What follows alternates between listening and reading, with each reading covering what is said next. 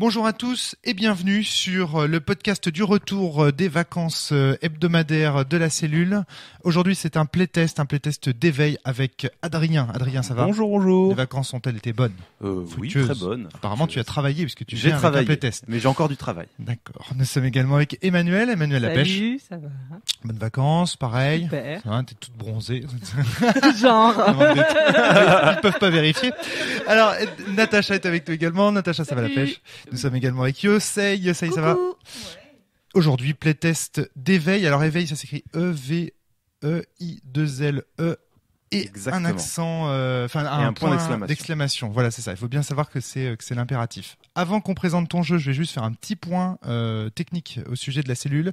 Apprenez que à présent, le podcast de la cellule partira en vacances pendant les vacances qui sont communes à tous les gens. Autrement dit, chaque fois que sur votre calendrier vous avez les 3 traits qui sont alignés, eh bien vous savez que les jeudis qui sont dans ces 3 traits-là, il n'y aura pas de podcast. Nous prenons des vacances cette année pour une raison très simple, c'est qu'il y a beaucoup d'auditeurs de la cellule qui nous disent qu'ils sont en retard dans les podcasts, que ça va trop vite, qu'ils n'ont pas le temps de les écouter parce que oui c'est et donc du coup nous prenons des pas vacances sérieux. cette année. Et en plus, c'est aussi la période où on met Romaric dans sa cuve de réanimatation pour qu'il récupère Quand des les vitamines. traits sont alignés, C'est la cellule part en vacances et que tout le Et monde que se tout le monde réveille. C'est ça. Bon, la plupart des podcasts qui sont diffusés en hebdomadaire font ça en fait. Il y avait que ici qu'on était des têtes brûlées et qu'on le faisait pas. Je me suis un peu renseigné autour dans les podcasts environnants. D'ailleurs, vous aurez l'occasion d'entendre peut-être des podcasts où j'interviens qui ne sont pas des podcasts de la cellule, vous verrez. Bref, je me suis renseigné là-dessus. C'est vrai que la plupart des podcasts hebdomadaires comme ça prennent des vacances quand même, ce que nous on ne faisait pas. Et c'est vrai qu'on avait comme ça un peu, on était parfois un peu épuisés par nos rythmes de diffusion. Et par exemple l'année dernière, ça a fait qu'on a pu enregistrer moins finalement de one-shot et de playtest. Or, les auditeurs de la cellule demandent énormément de one-shot et de playtest. Ça, c'est les podcasts qui leur plaisent le plus en fait, les podcasts de débrief de partie, etc. Donc du coup, on a préféré faire moins de podcasts, mais plus de podcasts de tests de jeux. Et là, vous voyez, on commence direct l'année par un playtest. Et vous verrez, même au cours de ce mois-ci, il y aura encore des playtests. Le jeu de rôle indépendant, en ce moment, est vraiment très, très, très productif. Vous allez voir la sortie du Sphinx, qui, s'il n'est pas sorti, sortira très bientôt. Il va y avoir des jeux en playtest énormément cette année, parce c'est très, très productif, la cellule cette année. J'en suis très, très heureux. Donc voilà, il va y avoir du playtest, il va y avoir du one-shot. Mais par contre, le revers de la médaille, c'est qu'il y aura aussi plus de vacances pour nous. Alors voilà, moins de quantité, mais peut-être plus de qualité. Ce sera à vous d'en juger. Voilà, j'ai fini mon petit point sur la cellule. À part ça, on est très heureux, bien sûr, de vous retrouver pour cette rentrée, cette 7e saison, cette saison déjà. Et on va y aller direct. On se remet au travail immédiatement. C'est Éveil, parti. Adrien, c'est parti. De quoi qu'il s'agit ? Alors, Éveil, c'est un jeu que j'ai pas encore terminé et la partie sur laquelle je n'ai pas du tout bossé, donc on va improviser complètement, c'est comment présenter ce jeu. C'est quelque chose avec lequel j'ai encore D'accord. du mal. Donc, dans Éveil, je vais peut-être commencer par vous présenter les personnages qu'on joue. Dans Éveil, on joue des jeunes gens, a priori. Après, on peut broder autour, mais la proposition de base du jeu, c'est des jeunes gens qui habitent dans des cités type HLM, dans un monde proche de notre monde contemporain, avec des problématiques proches de celles que ces jeunes-là vont rencontrer. Sauf que ces jeunes ont été touchés par l'éveil, une sorte de petite magie qui leur donne des capacités particulières et qui va leur permettre de réussir à changer leur quotidien, à eux, à leurs proches, à leur cité, etc. C'est un jeu qui m'est venu sur énormément d'inspiration, sur de la musique, sur des romans, sur des jeux vidéo, sur des films, c'est vraiment une esthétique avant tout. Tu m'avais pas dit aussi que c'était des street artistes, ces gens qu'on va jouer ? Oui, et effectivement. Je trouve ça très parlant. C'est pour quelque ça chose sur lequel je j'allais venir, c'est souligne que ces jeunes, qu'est-ce qu'ils ont de particulier et pourquoi est-ce qu'ils ont été éveillés ? C'est parce que ce sont des artistes. Et l'art qu'on va explorer de base, c'est le milieu du street art, le rap, le hip-hop, les graffeurs, les petits DJ. Voilà. Ça, c'est l'esthétique qu'on va explorer. Ensuite, le jeu, j'aimerais qu'il permette d'explorer d'autres thématiques artistiques autour d'autres personnages dans cette ville. Mais la proposition centrale du jeu, ça sera ça. Donc c'est ce qu'on va jouer aujourd'hui. Et voilà. Alors, qu'est-ce que je peux vous dire d'autre? Déjà, la thématique est intéressante. Est-ce que je présente la fiche de personnage d'éveil, Par histoire qu'on exemple. voit un petit peu qu'est-ce qu'on va aborder. Je vais vous en Par distribuer exemple. une à chacun, comme ça vous pourrez l'avoir sous les yeux. Cool. Et moi je vais regarder avec Emmanuel, comme ça, hop là. Yes. Donc, une fiche d'éveil. On a tout d'abord un blaze, Le qui est blaze. le nom du personnage. Mais c'est pas le nom état civil, c'est le nom qu'on vous donne dans la rue. Donc ça va être un baron. surnom, ça va être quoi que ce soit. Enfin, voilà. Le Il y en a qui crew, se la pètent, hein. C'est mon nom de rue. le crew, c'est le nom de votre gang, le nom de votre bande de potes. C'est peut-être que vous voyez comme un groupe qui essaye de sortir un album ou qui essaye de créer une œuvre d'art quelconque ou de passer sur une scène pour leur choré ou que sais-je. Le crew, c'est le nom de votre équipe. Il y a vous en tant que personnage, mais il peut y avoir d'autres gens à l'intérieur. D'accord. Le look, c'est à quoi vous ressemblez. Là, c'est vous décrivez grosso modo Combien de tatouages, combien de piercings Alors, oui et non. C'est surtout vestimentaire, etc. Le tag, juste à côté du look, c'est la marque de l'éveil. C'est-à-dire, c'est quelque chose de particulier dans votre look. Ça va être des tatouages, ça va être des piercings abondants, ça va être des couleurs de cheveux, des coiffures, une démarche, une odeur corporelle particulière. Ça va être une intonation dans la voix. Quelque chose qui fait que vous êtes un peu particulier dans le visuel. Et donc le look et le tag sont proches l'un de l'autre, effectivement. Ensuite, nous arrivons aux éléments, on va dire, plus mécaniques du jeu. Nous avons les billes, les billes, les vibes et les tiens. Alors, les billes, c'est ce que sait faire votre personnage qui est intéressant pour la société avec un S majuscule. Ça va être votre petit boulot, vos diplômes, vos possessions, mais qui sont intéressantes pour la société. Par exemple, donc là j'ai une liste d'exemples. Je sais pas moi, j'ai un scooter, je suis livreur de pizza, je suis quelqu'un de fort, je bosse comme maçon quelque part. C'est des choses qui sont intéressantes pour la société. Ensuite, nous avons les billes. Les billes, c'est les choses pour lesquelles vous vous en faites. Ça va être des choses pour lesquelles vous vous sentez rejeté par la société. Dans les billes, il y a des choses qui peuvent vous caractériser. Par exemple, vous pouvez dire mon personnage est immigré. Mais vous n'êtes pas obligé de le noter dans les billes. Ça peut être quelque chose que votre perso vit bien. En revanche, si le personnage se sent rejeté dans la société à cause de ça, il va le noter dans les billes. Donc là, j'ai plein d'exemples. C'est quelqu'un de solitaire, de timide, qui a un handicap. C'est un pourri. C'est un flic qui est corrompu. Il fait le tapin. Il a des tatouages et il se sent rejeté pour ça. Il est immigré. Il est sale. Il est malade. Il est analphabète. Enfin, bon, j'ai plein d'exemples. Mais après, vous pouvez toujours en créer d'autres. Il n'y a pas de souci. D'accord. C'est des choses pour lesquelles votre personnage est rejeté par la société. Ensuite, nous avons les vibes. Les vibes sont vos compétences artistiques qui sont inutiles à la société. Ça va être, je sais pas, vous allez pouvoir mettre des techniques de danse, un style de rap, là, on aborde un autre point qui est important pour moi dans ce jeu, c'est que je ne suis pas du tout un spécialiste de ce milieu-là. Pour moi, c'est une esthétique qui me plaît. Donc on va en parler avec des clichés, avec des lieux communs. On va en parler en faisant peut-être des raccourcis, mais ça nous permettra d'en parler. Ouais, c'est pas un jeu sociologique ou en C'est tout pas cas un jeu sur la sociologie Ouais. du street artisme. Non, Voilà. j'attends pas de vous que vous ayez des mots clairs du milieu du rap ou le D'accord. vocabulaire précis. Si vous l'avez, tant mieux. Ouais. Vous serez d'autant plus crédible. Si vous ne l'avez pas, c'est pas grave. Donc dans les vibes, si vous mettez que genre vous avez la danse du dragon, ça va tout à fait. Ouais. Et puis ensuite dans vos descriptions, vous pourrez nous la faire vivre cette danse du dragon. Si au contraire vous êtes spécialiste du milieu et que vous avez tout le vocabulaire technique et tout, c'est génial. Mais pas de pression là-dessus. D'accord. Et donc là, vous en aurez un certain nombre et ça vous servira de façon très ponctuelle dans la partie, ça j'y viendrai. Et enfin, on a les tiens. Les tiens, c'est les personnes que t'aimes bien, pour lesquelles tu vas te battre. De base, au minimum, vous en avez 3. Vous avez un proche, c'est quelqu'un de la famille. Vous avez un crush, c'est quelqu'un que vous aimez bien, voilà, vous l'aimez bien, vous aimeriez bien faire des petits bisous avec lui. Ou peut-être que vous en faites déjà, hein, c'est pas... Et enfin, vous avez un pote. Un pote, c'est votre meilleur pote, quoi. C'est le mec sur lequel vous pouvez toujours compter, etc. Parmi les proches, enfin parmi les tiens, il y en a 2 que vous allez créer, vous allez leur donner un nom, les forger de toutes pièces, et le 3e, il faudra que vous le piochez parmi ceux que les autres joueurs ont créés.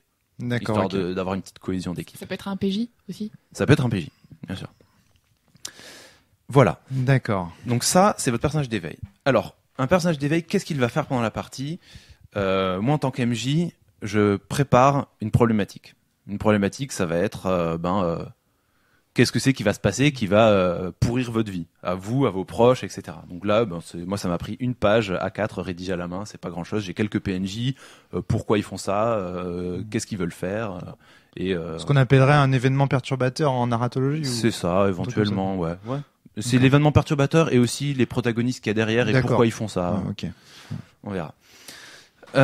Et donc, vous, vous allez vous battre contre ça. C'est un présupposé du jeu. Vous n'allez pas vous morfondre et rien foutre dans votre coin. Sinon, vous ne jouez pas à ce jeu. C'est pas intéressant. D'accord. Donc là, après, ça sera à vous de voir comment vous affrontez ça. Vous avez tous les moyens que vous pouvez penser. J'ai pas envie de vous donner, de vous dire ce que j'attends là-dessus. J'ai envie que vous fassiez quelque chose et qu'on explore ce que vous avez envie de faire. D'accord. Ouais. Et à un moment donné dans la fiction, va arriver un moment où vous ne savez plus quoi dire. C'est-à-dire que le gars, vous savez plus comment le convaincre, parce que dans la vraie vie, il y a un moment où tu te heurtes à ces barrières-là. Il y a aussi la situation où vous aurez pas assez de ressources, vous avez les idées, mais les dés sont pas là, la chance est pas là, et vous arriverez pas à convaincre le mec que vous voulez convaincre. Vous arriverez pas à faire ce que vous voulez faire. Et à ce moment-là, vous pouvez en tant que joueur déclencher le pouvoir magique de vos personnages, que l'on appelle la métaformose. À ce moment-là, vous vous levez dans un conflit, vous levez, vous mettez debout. Tous les joueurs qui sont présents sur la scène ont le droit de se lever. Ceux qui ne se lèvent pas ne vont pas participer à la scène en question. La scène, à ce moment-là, on va rentrer dans une narration un petit peu à la Scott Pilgrim vs. The World. Je ne sais pas si ça vous parle. En gros, on va oublier les arguments, on va oublier la parole, on va oublier la réalité. Vos personnages sont face à cet individu qu'ils essayent de convaincre ou face à cette société qu'ils essayent de renverser. Et vous allez avoir vos pouvoirs magiques en utilisant vos vibes. Donc tu vas danser face au mec pour avoir les petits points de succès qui vous manquaient. Tu vas, avec ta bombe de peinture, dessiner un dragon qui va s'animer, qui va faire quelque chose. Voilà. Donc ça, c'est la métaformose. Et suite à chaque métaformose, vos personnages se réveillent le lendemain dans leur plumard, épuisés. Vos ressources dans le jeu vont être un peu amoindries et vous allez avoir une phase où on va essayer de récupérer un peu des forces avant d'y retourner. Et en gros, c'est un joker qui vous permet d'obtenir la victoire quand sinon c'est pas possible. Alors je vois rapidement des dés sur la feuille, on voit des 12, des 8, des 4. Alors, je vais y venir là-dessus. Le jeu, comment ça se passe ? Au centre de la table, on a 2 éléments. On a une carte de transport en commun. Donc là, ça va être une carte du métro de Paris parce que c'est ce que j'ai sous la main. On peut le faire avec une carte de bus de Saint-Malo, avec une carte de tramway. On va se faire chier. Il y a 3 lignes de bus qui se battent en duel. C'est pas grave. Les trucs qui passent toutes les heures et demie. C'est pas grave. Donc il faut une carte de transport en commun et il faut un bol. Donc là, on ira en chercher un parce qu'on en a pas pour l'instant. Le bol s'appelle... Excuse-moi, Natalia, tu veux dire j'allais faire une blague pourrie. Donc vas-y, je t'avais dit que t'as besoin de bol pour jouer à éveil. Il faut avoir du bol, voilà. Parce qu'il y a une histoire de dés, quoi. C'est ça. Ouais. Et donc, le bol, on va l'appeler le bol de buzz. Quand vous êtes en conflit contre un élément quelconque, on peut résoudre ça de façon par la parole. C'est-à-dire, si vous me dites... Par la narration. Par la narration, tu vas me dire, j'aimerais bien que tu fasses ça pour moi. Le PNJ en question, c'est moi qui le contrôle. C'est pas un PNJ central, donc il va dire, ok, je veux bien, mais en échange, rends-moi ce service ou autre. Donc on va avoir des enjeux dans la narration. Mais parfois, le PNJ veut pas céder ou le PJ veut plus et sans la contrepartie, etc. Donc on va faire appeler le système de résolution. Donc là, ça va s'utiliser que vous foutiez des points dans la gueule, que vous argumentiez, que vous fassiez une manif, que j'en sais rien. Enfin, ça peut intervenir en plein de cas. À ce moment-là, on va jeter des dés. Vous allez pouvoir utiliser des dés dès que vous utilisez un argument, dès que vous dites il y a machin qui m'aide, on a le soutien de bidule, ou alors j'ai une compétence une bille qui permet de m'aider. Un peu comme des traits, quoi. Un peu comme des traits. Ouais. Donc vous avez les dés qui peuvent venir de votre personnage. Ils peuvent venir de vos billes, c'est-à-dire par exemple en tant que livreur de pizza, je sais où habite ce mec. D'accord. Donc j'ai le dé bonus parce que je suis déjà allé là-bas. Enfin voilà. tu peux utiliser tes billes. C'est-à-dire évoquer la pitié chez le mec en face. Ou quelque chose de similaire. Le dégoût, la peur. La peur, le dégoût, etc. Ouais, par exemple, pour imposer mon argument, je peux dire je suis noir, t'es raciste, c'est pour ça que tu crois pas en mon argument, etc. Et là, du coup, j'utilise une bille. Et enfin, vous pouvez utiliser le buzz. Le buzz, c'est tous les dés qui seront dans le bol au centre. Là, l'aspect mécanique, quand on utilise une bille ou une bille, quand on utilise une bille, on montre ses faiblesses et donc quelque part, on doute de soi-même. Donc dès qu'on utilise une bille, on fait une petite coche dans la case à côté. Quand on utilise une bille, on joue le jeu de la société. C'est-à-dire que tu vas arriver à tes moyens en faisant comme la société attend que tu fasses. En ayant un métier, en ayant des contacts, en ayant de l'argent, en t'intégrant à la société. Et donc tu gagnes une coche dans les billes. Sitôt qu'on arrive à 5 coches, votre personnage acquiert une nouvelle bille ou une nouvelle bille. D'accord.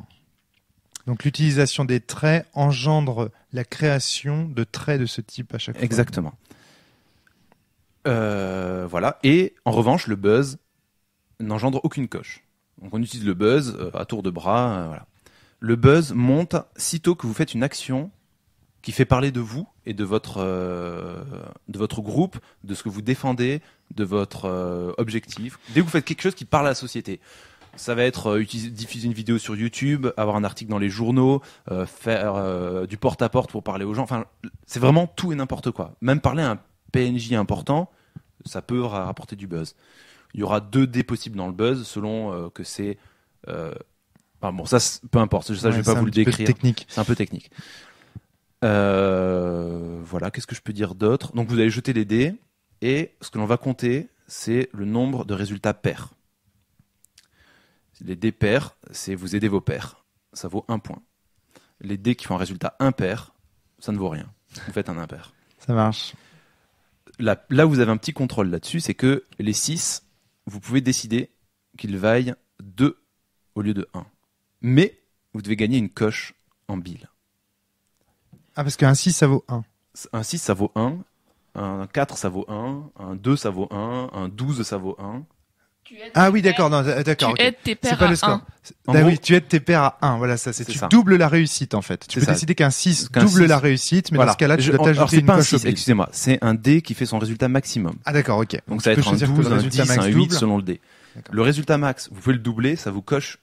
Il faut cocher une bille. Si tu veux que le max, il faut aussi que dans la fiction, vous essayez d'expliquer un petit peu pourquoi. Ça marche. Le 1, qui est la valeur minimale, vous avez le droit de dire qu'il vaut 1 point. Mais à ce moment-là, ça vous coche une bille. Voilà. Ah d'accord, ok. Donc en gros, plus un dé à de face, moins vous avez de chances d'obtenir ces extrêmes, donc le dé est moins fort. Donc les dés 4 sont les dés les plus forts, mais qui vous exposent à beaucoup de coches. Les dés 12 ont très peu de chances de faire les extrêmes, donc ils exposent à moins de coches. Voilà. D'accord. Qu'est-ce que je peux dire d'autre ? Je pense qu'on a fait un bon tour. C'est cool déjà. Pour l'instant. Ouais. On va tester ça et puis on revient vers les micros pour débriefer en mini groupe. Allez, parti.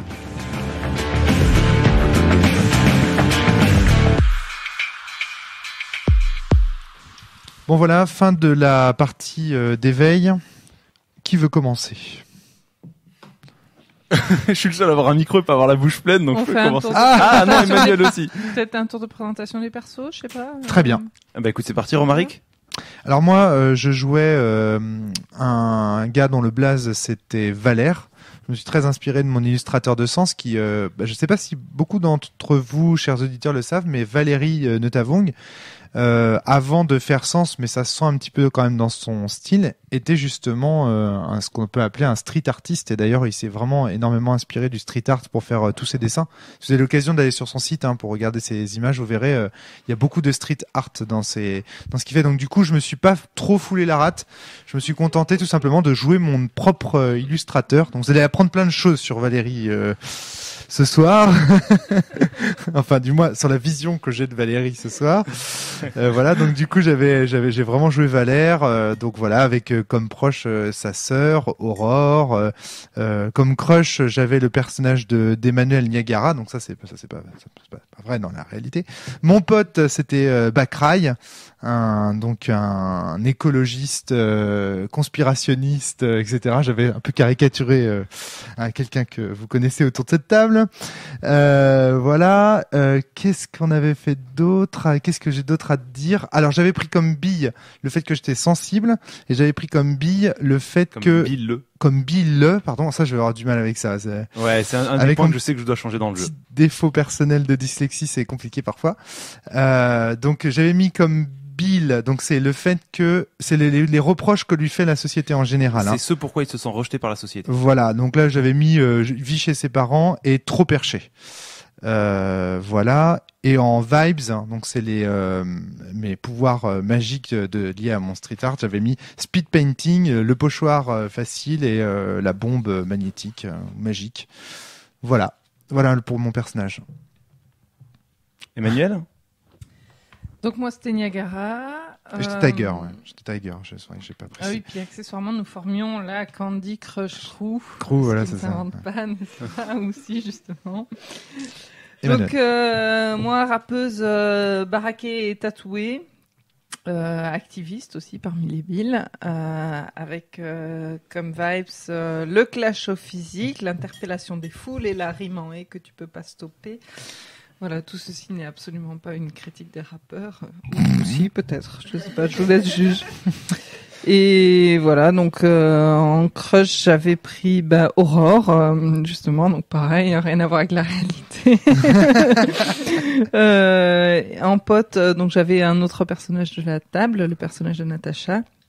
Et en proche, un activiste qui s'appelait La Puce, et un activiste en proche, donc mon cousin qui était le Colibri. Colibri. Voilà, membre d'une asso écolo. J'aime bien ce nom, il est vraiment bien. Natacha? Du coup, donc j'étais la puce, comme vous l'avez entendu déjà. La puce pour deux raisons. D'abord parce que j'étais la plus jeune, j'étais encore ado, donc 16-17 ans, en terminale. Et l'autre raison, c'est parce que comme j'étais breakdanceuse, donc je faisais des sauts de puce, voilà. Donc parmi mes compétences de mes vibes, il y avait donc le saut de parcours avec un K, comme le parcours, dire par-dessus les de David Bell. Par-dessus les bancs, tout ça. La vague des vermicelles en deux mots, parce que je trouve ça rigolo, donc faire des vagues au sol avec le corps. Et la souplesse du chat. Donc vu que j'étais encore élève, mais que j'étais une bonne élève, mais que c'était pas très bien vu, donc dans mes billes, j'étais à la fois maline et futée, et dans mes billes, j'étais mademoiselle je sais tout, parce que j'étais l'intello pas très bien vu. Et du coup, par ailleurs, j'étais aussi activiste, et donc j'ai déjà fait de la garde à vue suite à une manifestation, voilà. T'as fait une espèce d'Hermione de la rue, quoi. C'est ça, exactement. Une Hermione Hermione Ganger. Joli, j'adore. Hermione Ganger, énorme. Ah voilà, c'est bon, énorme. Du coup, j'avais une sœur jumelle Rhythm qui était beatboxeuse, donc qui faisait du beatbox pendant que je dansais. J'étais amoureuse de mon prof de philo, que je ne nommerai pas. Et du coup, ma pote, c'était Niagara, comme on l'a dit tout à l'heure. C'était une relation tout à fait réciproque. Yosei. Ok, bon, il reste plus que moi. Donc moi, mon blaze, c'était Monkey. Puisque dans mes vibes, j'avais Yamakasi, donc agile comme un singe. J'étais un graffeur aussi. Ma spécialité, c'était justement de faire des graphes dans des endroits inaccessibles. Et j'étais spécialisée en portrait. Voilà. D'accord. Donc ma bille, je vais y arriver moi aussi, c'était d'être justement de travailler en tant qu'ouvrier suspendu, donc les personnes qui font des travaux un peu spéciaux, les ponts, tout ça, machin, voilà. Et mes billes, c'était un sentiment d'infériorité dû au fait que j'étais déjà tout petit, tout fin pour un garçon, et que j'avais l'impression j'étais jamais satisfait de mon travail. Voilà, toujours l'impression d'être moins bon que mes potes, et que la société me stigmatisait un peu pour ça. Ok. Voilà, moi, à la création des persos, quand j'ai vu ça, je me suis dit, c'est bon, enfin, c'est exactement l'esthétique qu'on a. Oui, t'avais l'air d'être assez satisfait. Oui, c'est ça, les persos étaient exactement ce qu'il faut, enfin, c'est voilà. Là, pas de problème, pas d'écart. C'est vrai que la création de personnages, on peut en parler peut-être très rapidement, c'est fait Bah ouais, voilà, très facilement. La description de C'est l'univers très était assez parlant, claire en en fait. Voilà. La c'est description de l'univers est claire, c'est contemporain, donc on n'est pas hors des sentiers battus, donc c'est des choses qui nous parlent. En général, ce que je conseille, c'est de commencer par les billes, c'est-à-dire toujours se poser qu'est-ce qui stigmatise mon personnage, et ça définit énormément quelqu'un. Ouais. Parce que du coup, quand on est stigmatisé pour quelque chose, c'est peut-être aussi pour notre métier, donc ça me donne la bille. Ouais. Puis ensuite, bah, du coup, trouver les proches, c'est des proches du milieu. Enfin voilà, on trouve quand même autour de ça. Je trouve que ce qui a été le plus facile à la création de personnages, donc ce sont ces fameuses billes et billes. Un truc sur lequel on a buté, c'est sur le crew, mais là c'est probablement parce que il y a une dynamique collective de oser proposer quelque chose qui va plaire aux autres.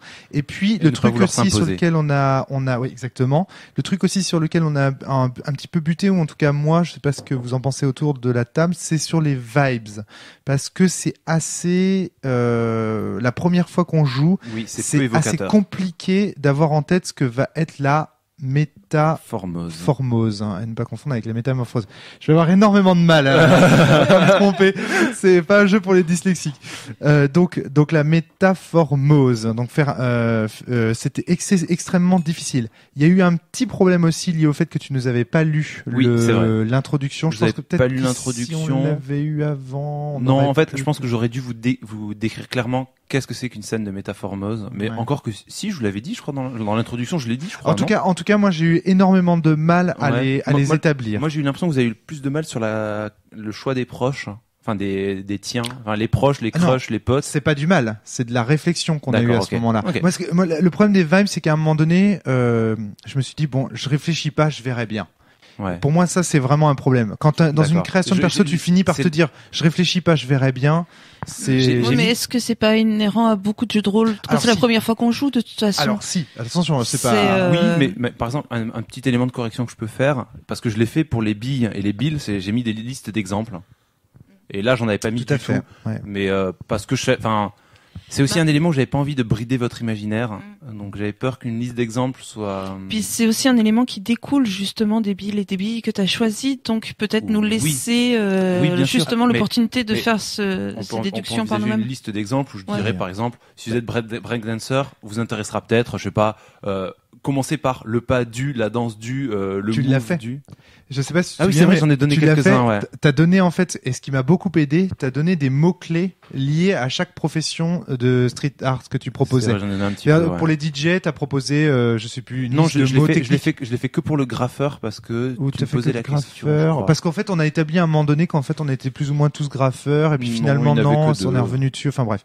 Mais en gros, t'as quand même donné de la couleur à un moment donné. Ouais, j'ai donné un petit peu de mots techniques. Créer, mais en fait, ça m'a beaucoup aidé, moi. Au début, en fait, c'est quelque chose qu'on dans un précédent playtest, on m'avait dit que c'était peut-être pas la peine de les laisser, qu'en fait, ça allait limiter les gens parce qu'ils voyaient un jargon technique et auquel ils n'arriveraient pas à faire correspondre quelque chose, en ayant peur d'être hors des clous. Hors des crews. Ouais, c'est ça. Natacha. Oui, mais en fait, du coup, ce que tu peux faire, c'est effectivement commencer par conseiller des débuts de vibe, le saut du, la danse du, le portrait de machin pour la technique de mais justement la couleur de pour le graphe, les rimes de machin pour regarde, le speed painting, je crois que c'était lui qui l'avait proposé dans les trucs. Le pochoir, c'est lui aussi qui l'a dit, et la bombe, il en a parlé aussi. Et en fait, tous ces trucs que j'ai mis moi personnellement, le speed painting, les pochoirs faciles, etc. C'est en fait, j'ai juste rajouté un mot derrière un des mots. Ouais, ça. Mais je pense qu'en fait, il faut juste que on en ait une version. Oui, peut-être inscrite quelque part. Il faut qu'on en ait une version papier pour. Ouais, peut-être. Ouais, ok, effectivement. Et je pense qu'en fait, il faudra juste que je la donne en précisant, en précisant bien la couleur de ce que j'attends derrière, qui est. N'hésitez pas à composer ça avec autre chose pour donner des noms techniques, des noms et les créer.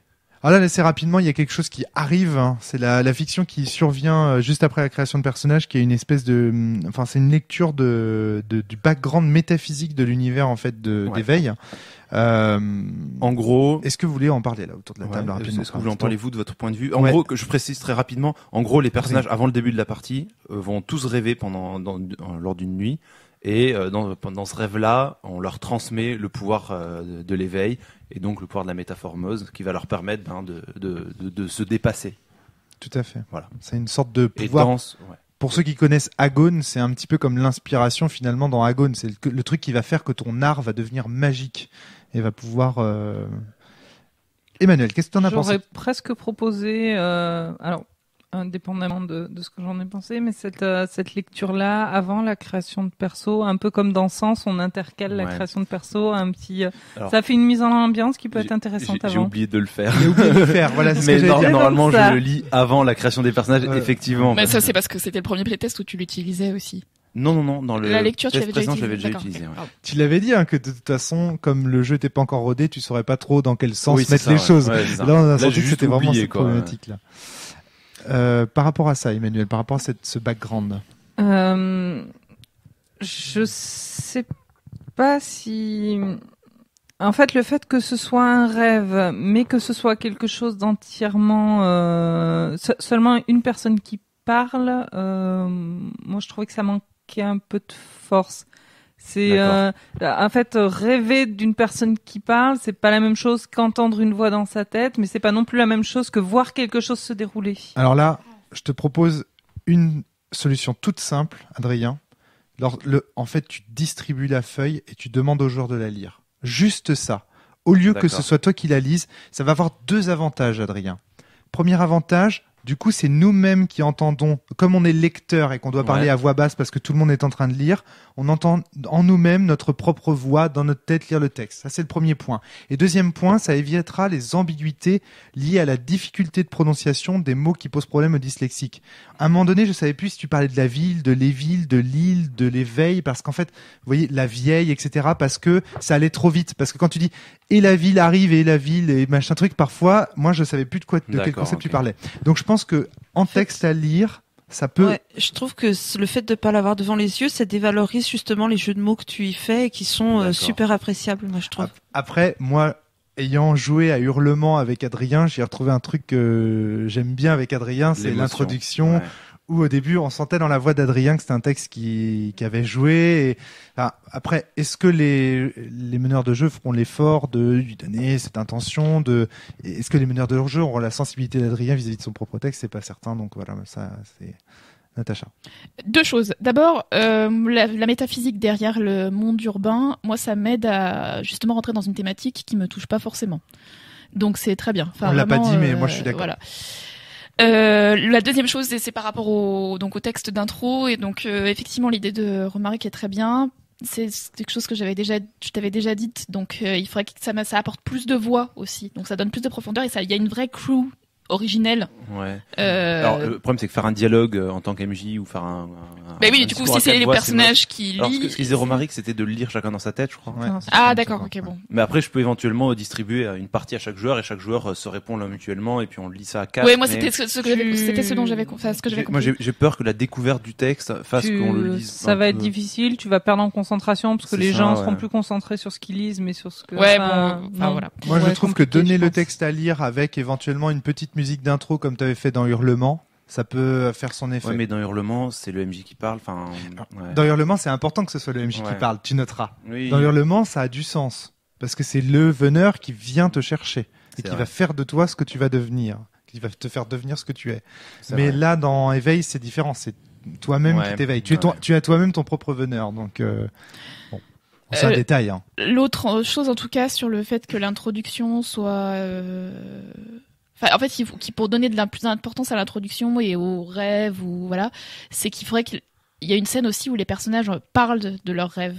T'as rêvé de ça, moi aussi, et tout ça. Un peu version Magical Girl, tu sais, où quand tu découvres tes pouvoirs, tu t'es un peu surpris, tu sais pas trop ce qui se passe. Ouais, d'accord, ok. Alors, mais l'essentiel, c'est Natacha qui l'a dit, c'est le fait que ce texte apporte une métaphysique très savoureuse et très magique à un univers qui sinon ressemblera tellement au nôtre qu'on a l'impression de manger de la pierre, quoi. Alors que là, au moins, ça lui donne une saveur. Et ça, c'est l'essentiel, en fait, ce que tu as dit, Natacha. Il faut vraiment souligner ça. C'est-à-dire que là, on parle des détails de comment transmettre ce texte, des détails de fond de tiroir, mais l'essentiel et ce qui fait que ce texte est indispensable, c'est qu'à 95%, c'est qu'il ajoute justement de la couleur et de la magie, une esthétique street artiste colorée à une ville grise. Et ça, c'est magnifique. Donc ça, c'est l'essentiel, Adrien. Donc, ok. Voilà, je sais pas. Voilà, c'est pas. Là encore une fois, on cherche à transmettre au mieux ce texte parce que justement, à mon avis, il est capital et très important. Je veux pas. Moi, j'ai un plan en tête, mais si vous avez déjà au niveau là des persos et tout ça, des choses à dire, interrompez-moi. Hein. N'hésitez pas à m'interrompre. Donc Est-ce qu'on peut expliquer le contenu grosso modo de ce texte? Le contenu. Ah oui, si tu veux, de transmettre un petit peu cette fiction. Je veux bien que tu le fasses.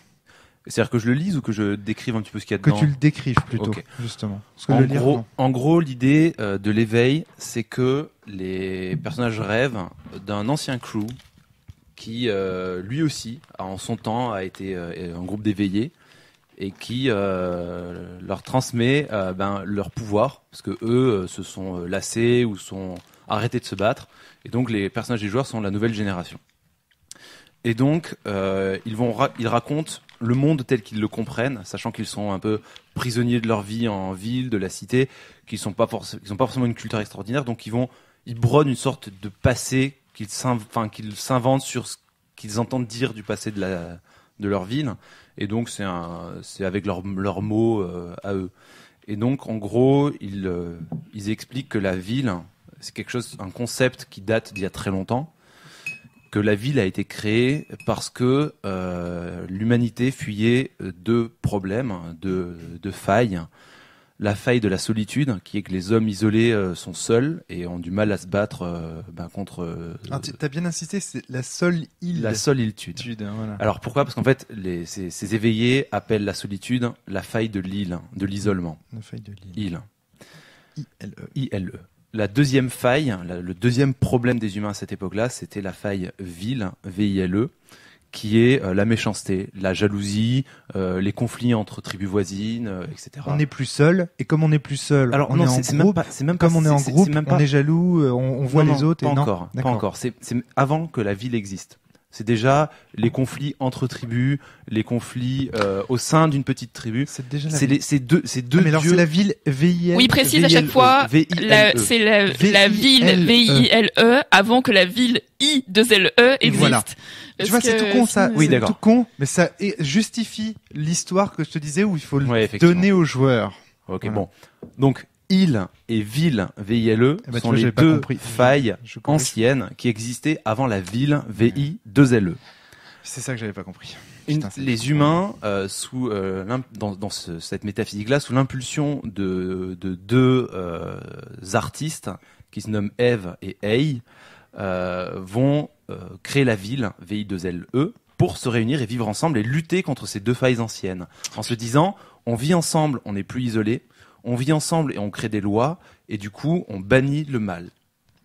Ça, c'est ce qu'ils se disaient. Et c'était leur rêve qui s'est accompli pendant un temps, sauf que, par-dessus ça, deux nouvelles failles naissent.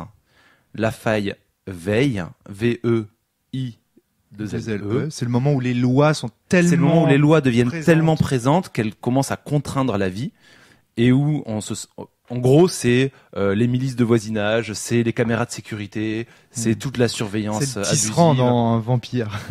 Voilà, donc c'est la veille. C'est le commérage, on dit que on a surveillé le voisin, on voit que, enfin voilà, c'est tout tout ce contrôle.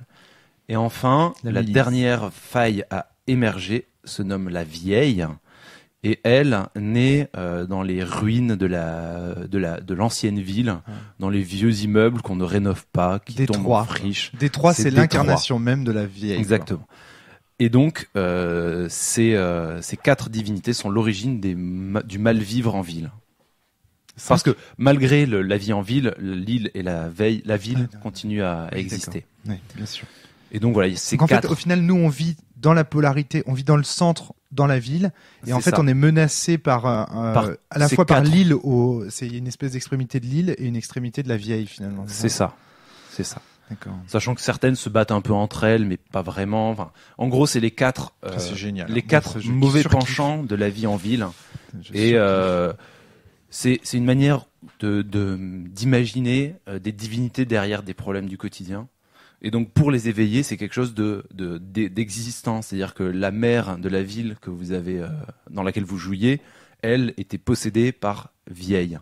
Parce que elle refusait le changement, elle refusait l'évolution, parce que c'était trop dangereux pour plein de choses, et donc du coup on laisse faire, on laisse aller, parce que tant que ça tient, on va faire comme ça. Mais d'autres pourraient être Mais possédés d'autres, par mais il. dans ce scénario-là, par exemple, dans cette préparation de partie-là, Des clochards. des- Attends, non, mais en fait, j'ai la liste, hein, donc je peux vous le dire. Ah ouais. Le patron de l'entreprise Saint-Lazare Lazare, Industries, lui, était possédé par il. Bah oui, il cherche à fuir les autres, à se Parce fermer dans que sa tour d'ivoire. voilà, il s'enfermait tout seul. Lui, mais vos problèmes, c'est vos problèmes. Vous avez qu'à partir plus loin. Moi, je fais mon truc dans mon coin. Je veux être l'unique patron de cette C'est ville, ça, mais à voilà. côté, Et Monsieur République, qui était l'agence d'inspection sanitaire, lui, c'était la ville, hein, parce qu'il était corrompu comme pas possible. Tout le monde le payait, la maire, le patron, et du coup, il passait ses journées au golf. Enfin voilà, donc c'est des personnages que vous avez pas vus parce qu'on n'a pas été jusqu'au bout, mais voilà, donc ils avaient ce BG là. Accessoirement, tous les noms de personnages de PNJ sont tirés de la carte de métro ou de Oui, transport c'est en vrai. commun. J'ai trouvé cette idée absolument géniale. En ouais, fait. moi aussi. Pareil. Alors ça, c'est très important parce que j'ai précisé au début qu'on avait besoin pour jouer d'un bol au centre de la table d'une carte de métro. J'avais pas précisé pourquoi. Ouais. Donc voilà, le pourquoi, c'est qu'en fait, tous les noms de PNJ qui ne sont pas liés aux personnages joueurs sont issus des noms d'arrêts de métro, des noms d'arrêts de bus qui sont sur la carte.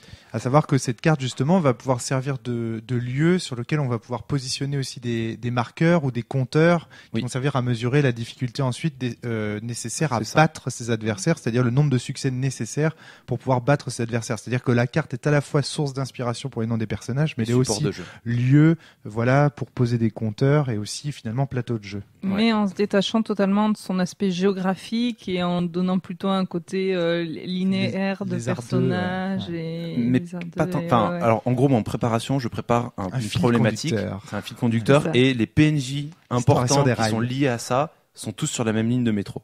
Là, c'est la ligne numéro 3, voilà, comme ça. Vous verrez Là, par exemple, pourquoi les noms. t'as choisi la 3 parce que c'est la troisième fois que tu fais le C'est ça, playtest. exactement. C'est la troisième fois que je fais le playtest. La première fois, on avait joué sur la ligne 1, la Ça deuxième n'a fois pas, sur la ligne enfin, 2. ce que je veux dire par là, c'est que ça n'a pas un sens particulier de choisir telle ligne de Non. Paris ou, Non, non, non. ou de New York ou de. que Non, sais-je. non, non, pas du tout. Pas du tout. Dans les anciennes versions, on jouait en parcourant la ligne, donc c'était vraiment linéaire. Mais justement, ça avait un aspect trop linéaire, trop. Ah oui, il faut Oui, faire puis les tel noms, mec devaient, avant. les noms devaient être caricaturaux, du coup parfois tu devais tomber sur des trucs Oui, genre c'est vrai, une ouais. petite vieille qui s'appelait d'Enfer Rochereau. Ouais. Tu vois ce que je veux dire. Et Ouais. du coup c'était pas cohérent. Alors que là, c'est ça que j'ai trouvé, que j'ai vraiment apprécié dans ce truc, c'est que en fonction des personnages et des lignes de métro, on s'aperçoit qu'il y a des noms qui vont coller à telle situation sociale. Le journaliste véreux, comment il s'appelait déjà Réaumur, Réaumur, Alors Sébastopol. Sébastopol, c'était son Exactement. prénom, et Sébastopol, Réaumur. Réaumur. Enfin, c'est magnifique, quoi. Enfin, je veux dire, enfin bon, c'était vraiment bien, ouais, effectivement. Je voulais juste préciser un truc par rapport Natacha. à vieille, enfin ville, veille, vieille.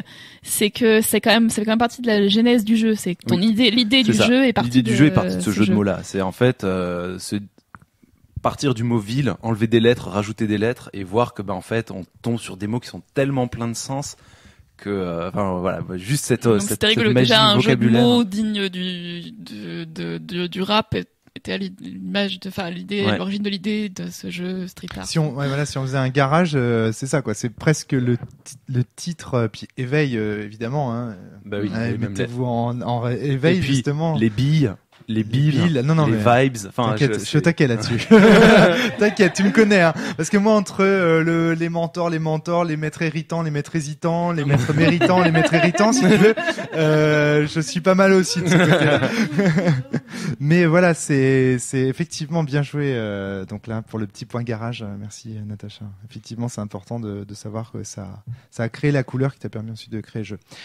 Qui veut parler de la fiction, ou est-ce que il y a Moi, encore d'autres choses à aborder avant ça? Je pense que parler de la fiction c'est bien et du coup vu que j'en avais commencé à l'évoquer, je vais parler moi de ma préparation de scénario, de ce que j'ai sous les yeux. Moi ce que j'ai sous les yeux, c'est une problématique. Donc la problématique que j'avais choisie hier en allant faire les courses avec Romaric, il nous a raconté l'histoire de Du groupe Roulier, de la Timac, allez Balançon. la allez, Timac, premier employeur de Saint-Malo, et qui, quand il y a du vent du sud-ouest, ça pue la chimie chez eux Oui. et un peu partout dans Saint-Malo, Ouais. et que du coup, Le sud-ouest, c'est pour nous, c'est pour vous, les d'accord. bourgeois, et quand ça souffle nord-est, c'est pour les pauvres de la découverte. D'ailleurs, est-ce que vous saviez que en France, la majorité des villes ont la bourgeoisie à l'ouest et les pauvres à l'est, parce que les industries étant dans la ville, le vent d'ouest étant dominant, en majorité, c'est les pauvres à l'est qui se récupèrent les fumées.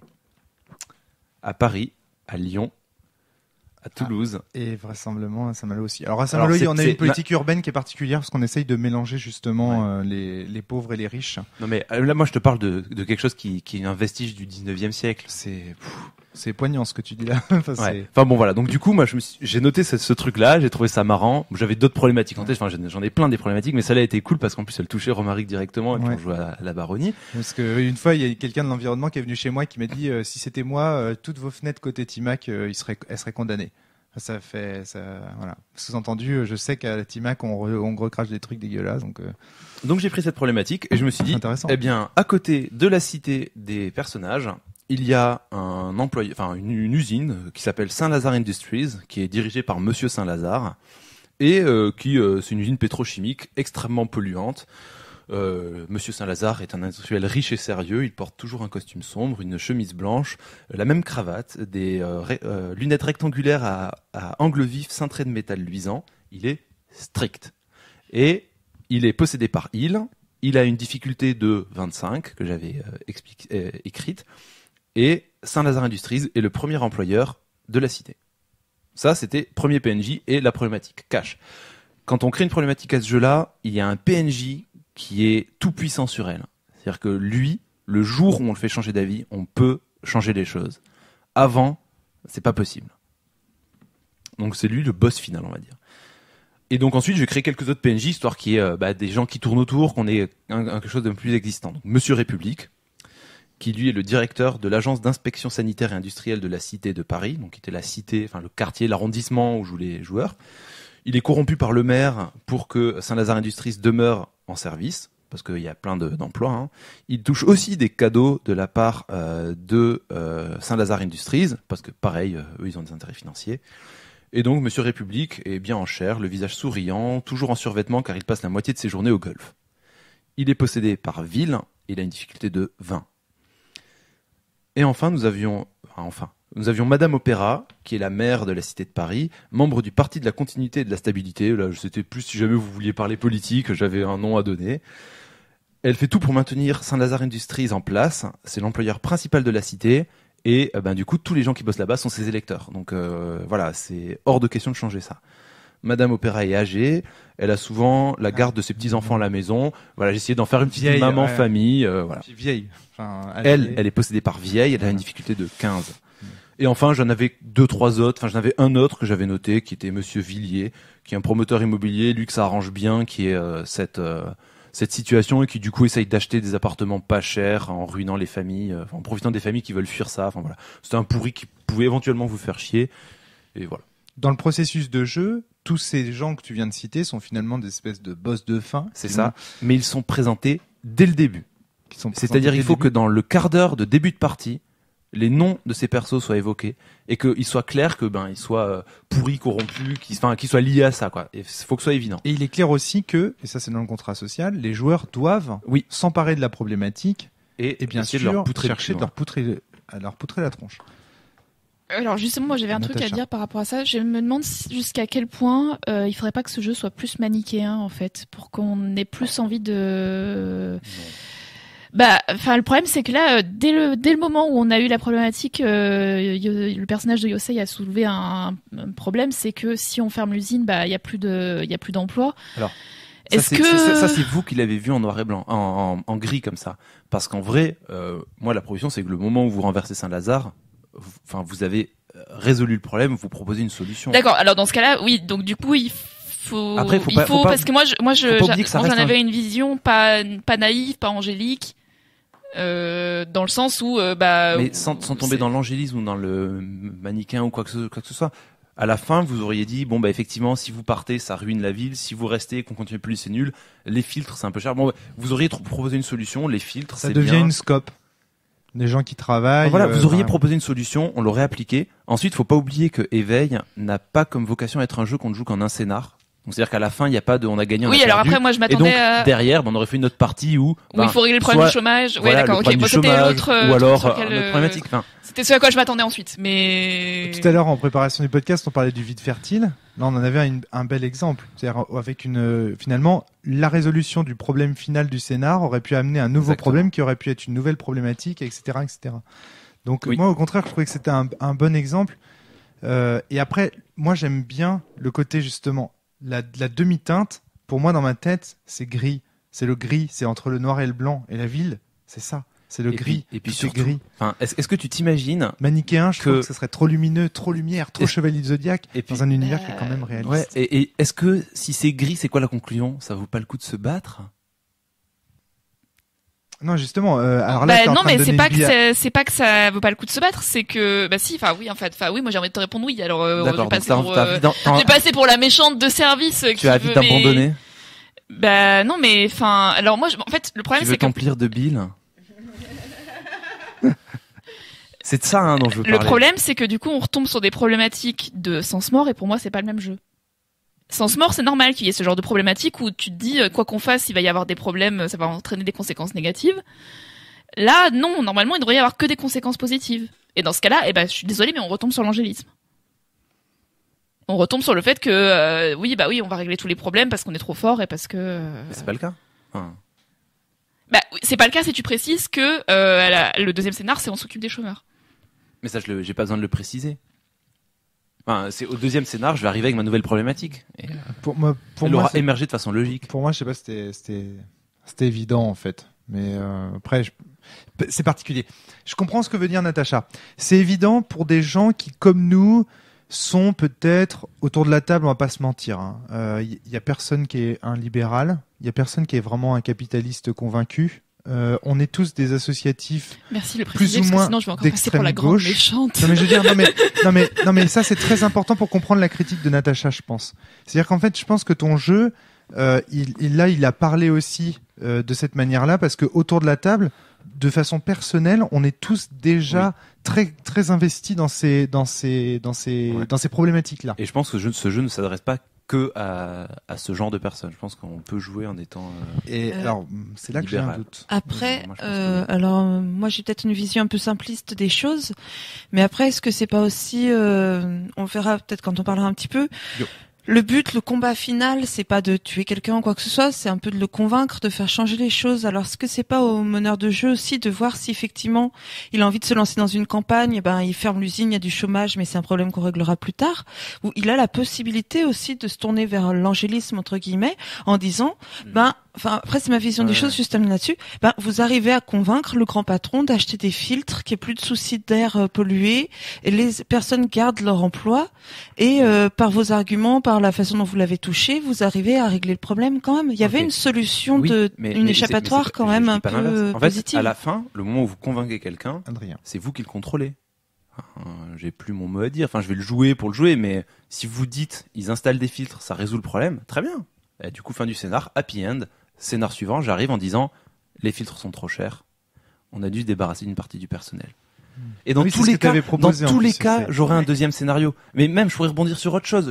Ça sera plus la problématique de Saint-Lazare Industries. Ça sera peut-être, le scénar précédent, c'était, Monsieur de Villiers, qui est un promoteur immobilier, Monsieur de Villiers. a- Encore un nom. est de la en train vie. de racheter tout le quartier pour le faire détruire et construire un centre commercial et des immeubles un peu plus chics. Tu changes complètement de problématique, c'est pas grave. Juste pour dire que Natacha. moi, c'était pas évident pour moi qu'on allait arriver à résoudre le problème tel qu'il était présenté. Et est-ce que tu pas un jeu trouvais pas ludiste, que c'était une richesse du jeu justement, Natacha? Tu trouvais pas que justement ça mettait un peu de C'est piquant? alors Ah, moi, je non parce t'explique. que j'avais pas l'impression que c'était ce à quoi j'allais jouer en fait. Est-ce que tu as aimé la scène que j'ai jouée avec la petite vieille, avec le pétard où je dis, tu sais, à un moment donné, en fait, je joue mon personnage qui va voir la petite vieille qui a le cancer parce qu'elle elle a travaillé dans cette usine et à cause probablement des fumées, c'est une suspicion forte. Hein. Oui, enfin. Et donc, je lui propose de se détendre en fumant un joint, sachant que et je lui dis et quelque part, en fait, je lui propose de l'enfumer, alors que c'est précisément ce qu'il a enfumé, mais en même temps, c'est une scène de réconfort, etc. Cette scène en demi-teinte, moi, je la trouve assez à l'image du jeu, en fait. Et justement, c'est ce qui m'a plu dans le jeu, c'est ce côté, c'est pas parce qu'on sauve. Bon bah alors du coup c'est juste parce que j'avais pas compris le contrat social alors. Enfin je sais pas mais Non, c'est juste parce que toi, en tant que joueuse, Natacha, tu veux sauver le monde. Mais en fait, non, faut mais pas si, oublier- non, mais je te jure. Oui, non, mais si, mais On oui, va en parce que parler moi- de ça, oui, on mais va en parce que- parler. oui, mais Le moi, je vais contrat faire du social. jeu de rôle pour sauver le monde. Voilà, c'est ça. Le c'est contrat la social, différence. le contrat social, je vous l'avais donné. Je vous avais dit que, avec la métaphormose, vous êtes capable de gagner dans une situation où vous avez plus d'arguments. Et donc typiquement, gagner, c'est bien gagné. C'est bien gagné. Hein. On est d'accord. Moi, l'objet dans ce jeu, les joueurs qui perdent, ça existe pas. Oui, mais du coup, je sentais venir les C'est pas un conséquences jeu de liste, négatives. En fait, moi, Eh je voulais oui. une victoire absolue, quoi. Eh, mais tu gagneras pas au premier scénar, voyons Natacha, un peu d'adversité. Emmanuel. Parmi les richesses qui me paraissent indispensables à garder, il y a le fait que là, par exemple, on avait 3 grands méchants, Saint-Lazare, République, Opéra, sur 3 créneaux complètement différents. Un industriel, un chargé d'hygiène et sécurité, donc qui est plutôt sur le côté régulation et normalement du côté du peuple, puis un côté politique.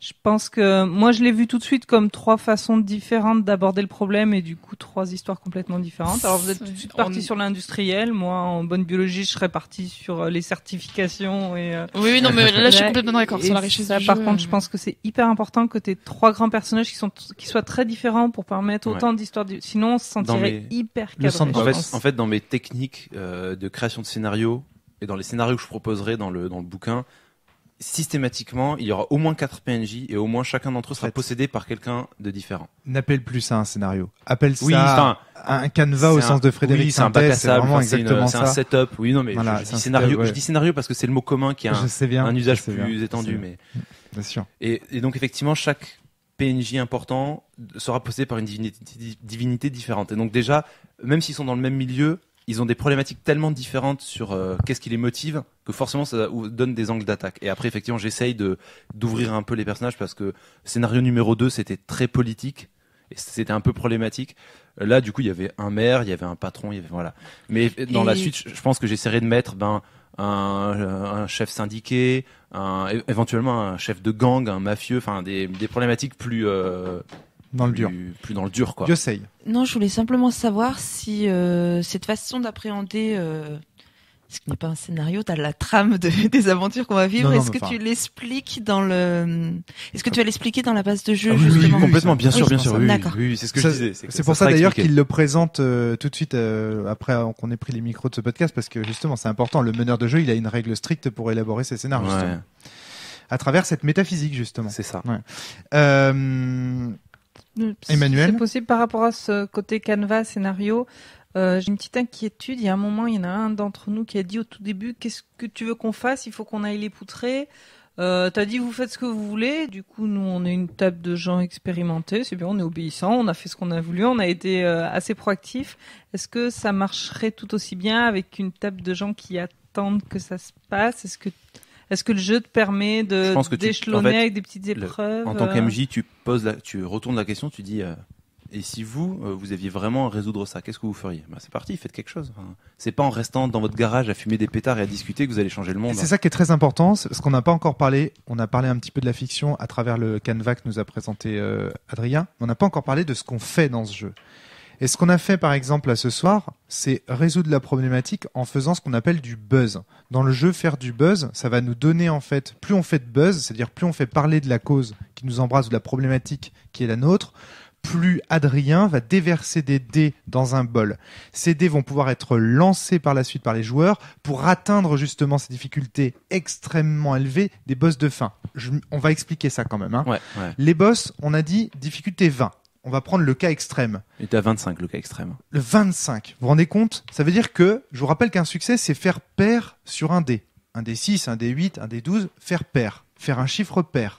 Ça veut dire qu'il va falloir, pour avoir une chance de vaincre, être à peu près sûr de vaincre un mec à 25, il va falloir lancer 50 dés. Il va falloir en faire du buzz. Donc, sachant que, enfin, on pourrait rentrer dans les détails, mais sachant qu'on a une bille au départ qui nous rapporte un dé, et 2 billes qui peuvent éventuellement nous rapporter 2 dés. Autrement dit, chaque personnage individuellement a le potentiel de 3 dés. Je vous laisse imaginer pour arriver à 25. On est 4, à nous 4, même si on coche 3 coches chacun, on arrive à 12. Donc ça veut dire qu'on lance 12 dés pour battre une difficulté de 25 où il faudrait lancer 50 dés pour être quasiment sûr de l'avoir. Donc on va devoir faire du buzz. Et faire du buzz, ça veut dire quoi? Ça veut dire ajouter des dés dans le bol qui vont servir à tout le monde. Ça c'est très important d'expliquer parce que j'aurai plein de points à aborder sur ce sujet-là par la suite. Donc du coup, c'est ça qu'on fait. On fait des tracts, on milite, on va voir nos potes associatifs pour faire parler de notre cause. On fait un clip sur YouTube. On fait un clip sur YouTube. Qu'est-ce qu'on a fait On va d'autre? voir les voisins. on discute avec les policiers pour qu'ils nous relâchent et puis bon bah les policiers en discutent entre eux. On en parle à l'école. On contacte un journaliste, on fait une présentation à l'école. On fait un tag géant au sommet de l'usine avec écrit enfumeur ou Empoisonneur. empoisonneur. Voilà, etc. Et donc tout ça, au fur et à mesure, va nous rapporter des dés dans le bol, des dés qui vont être indispensables. Parce qu'encore une fois, à nous tous, même si on se met en 4 pour jouer tous nos traits, de toute façon, on n'a que 12 dés. On est 4 joueurs, on n'a que 12 dés. Donc il va nous falloir énormément de dés. Ça, c'est le premier point. Sachant que avant ces boss de fin, on aura des mini-boss. Ouais, en fait, discuter de la vie de tous les jours. Le moindre PNJ qu'on rencontre et qui a des raisons d'être un peu têtu. Voilà. Par exemple, je sais pas moi, vous allez. Le journaliste qui voulait pas le payer. Je pense que le meilleur exemple, c'est plutôt la réunion avec les écolos où vous essayez de leur dire prenez ces pochoirs, on va taguer, on va se bouger le cul et faire quelque chose. Et où les écolos font oh mais vous savez les taguer c'est pas très légal. Enfin, vous savez, on est surveillé par la police. On va faire des réunions. Cette foule, elle peut aider, mais là, elle est trop bloquée dans ses habitudes, dans la peur, la vie qui est dans sa routine. C'est ça, voilà, il faut convaincre, il faut la forcer à se dépasser. Et donc, c'est là où vous allez faire vos tests. Et ce petit ennemi qui est, qu'on crée sur le coup, parce que, il émerge, on se rend compte qu'effectivement, c'est logique qu'il soit gênant. Moi, MJ, selon comment je le juge, je vais leur fixer une difficulté. Cette foule, elle avait une difficulté de 3. Voilà. C'est quelque chose que pour l'instant j'ai du mal à gérer. Il faudra que j'ai un tableau sur quel seuil, pour quel type de machin. Enfin voilà, c'est un point de. C'est du réglage. C'est du réglage. C'est important. À ce moment-là, les joueurs font leurs tests, etc. S'ils vainquent cet adversaire, s'ils convainquent cet adversaire, à ce moment-là, le seuil de difficulté de cet adversaire est retiré à chaque boss. Encore une fois, si on arrive à vaincre un adversaire de difficulté 3, je vous rappelle qu'il faut lancer les dés et faire 3 chiffres pairs sur le score obtenu par la globalité des dés dansés. Donc voilà, on peut imaginer effectivement, à partir du moment où on lance 6 dés, on peut imaginer que vu que chaque dé a une chance sur 2 de faire un chiffre pair, on est à peu près certain de gagner. Plus les petits bonus du 1 qu'on peut faire valoir un point et du max qu'on peut faire valoir double. Voilà, on a toujours moyen de s'en sortir. Et les mini-boss, comme a dit Adrien, c'est par exemple les 3 points qu'on a retirés de la foule, on les a retirés d'un des boss. Donc il y a un boss qui a commencé à 25. Ah, de tous les boss. Ouais. Ah, je crois que c'était l'un d'entre eux seulement. Non, en fait, les boss ont une sorte de... En gros, il faut s'imaginer que dans la partie, on va devoir vaincre tant de points, grosso modo, pour le boss final. Et donc, on va les vaincre sur lui, ou on va les vaincre sur des PNJ avant. C'est un peu l'idée. En fait, c'est surtout le petit côté agréable aussi de se dire qu'on progresse, que chaque action qu'on fait, chaque personne qu'on convainc, chaque mal qu'on se donne a une répercussion quand même sur l'action finale. Et c'est ça que j'ai bien aimé. C'est-à-dire que plus on avait d'alliés, plus on arrivait à avoir des gens de notre côté, à convaincre des gens, plus ça a forcément une répercussion, ça rejoint le côté buzz un peu, une répercussion sur la société qui nous entoure, sur la manière dont on va agir sur des personnes trop puissantes pour nous tout seuls en fait. Oui, c'est tout à fait ça. Ouais. Ce que je voulais ajouter, c'est que ça avait permis aussi de régler un des problèmes qu'on avait eu sur le premier playtest, qui était que moi j'avais sans arrêt envie d'utiliser mes vibes, donc mes talents de street artiste, pour dans la vie quotidienne de tous les jours, en dehors de la métamorphose.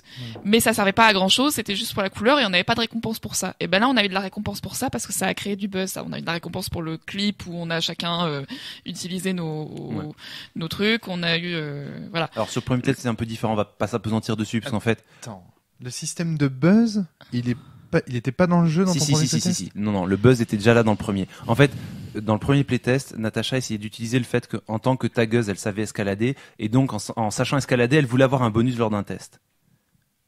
Le problème, c'est que elle aurait pu l'utiliser pour faire monter le buzz en disant je vais taguer sur l'immeuble. Le problème, c'est qu'elle essayait de rentrer chez quelqu'un pour avoir des éléments pour enquêter, elle jouait à un jeu d'enquête et pas à... D'accord, ok. Alors, c'était beaucoup moins clair, mais voilà. Bon, après, de toute façon, c'était aussi le premier playtest. C'est intéressant parce que... Non, mais c'est très intéressant. Parce que pour moi, le buzz, là, c'est le cœur du jeu, en fait. Le propos du jeu. Donc c'est pour ça que je me disais, tiens, s'il l'a rajouté après, juste lui dire que le fait d'avoir rajouté ça, si c'est pas son propos initial, ça le transforme en ça. Ça l'était dès le début. J'ai l'impression que ça te déplaît pas. Oui, de toute façon, non, ça a été au début. Parce que clairement, quand on est en cœur du jeu, qu'est-ce qu'on fait ? On fait du buzz. Donc, on fait du militantisme. on est en plein dans les problématiques de l'activisme aujourd'hui. C'est-à-dire, si on parle des propos du jeu maintenant. Alors tu tu parles vois. d'activisme, moi c'est un mot qui est très chargé. Du militantisme. Oui, militantisme, activisme, peu importe. Oui, d'accord. Mais si, oui. faire bouger la société tu ferais un truc, tu ferais du éveil. Ah, quoique non, c'est pas le militantisme. C'est Non, bien c'est- le militantisme d'extrême gauche progressiste que tu proposes. Non. Pas n'importe quel militantisme. Non, Par exemple, non. on ferait pas un éveil dans lequel on joue des catholiques qui veulent revenir sur le mariage homosexuel. Imaginons, par exemple. Alors, c'est pas un truc dont je serais fan qu'il soit fait avec le jeu, Mais ça peut se faire. mais ça peut se faire, oui. Enfin. Et du coup, c'est une mairie d'extrême gauche. Faudrait le imaginer- méchant, c'est Mélenchon. mais imagine une. Non, mais si Niveau vos 25. personnages ou un proche de vous est religieux ou est croyant et que, effectivement, la mairie ferme des églises, ferme des sites de. Enfin, ça, c'est une excellente problématique. Une église qui ferme, une mairie qui ferme des sites de culte pour des raisons politiques, pour des raisons. Enfin, j'en sais rien. Peu importe. Oui.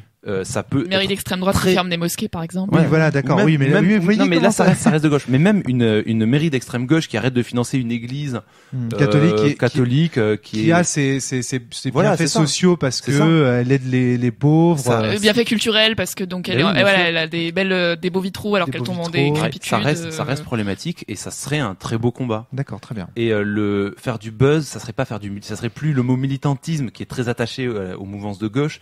Mais ça non, se- justement. Ouais, Non, je crois pas. d'accord. Le militantisme, justement, il est neutre.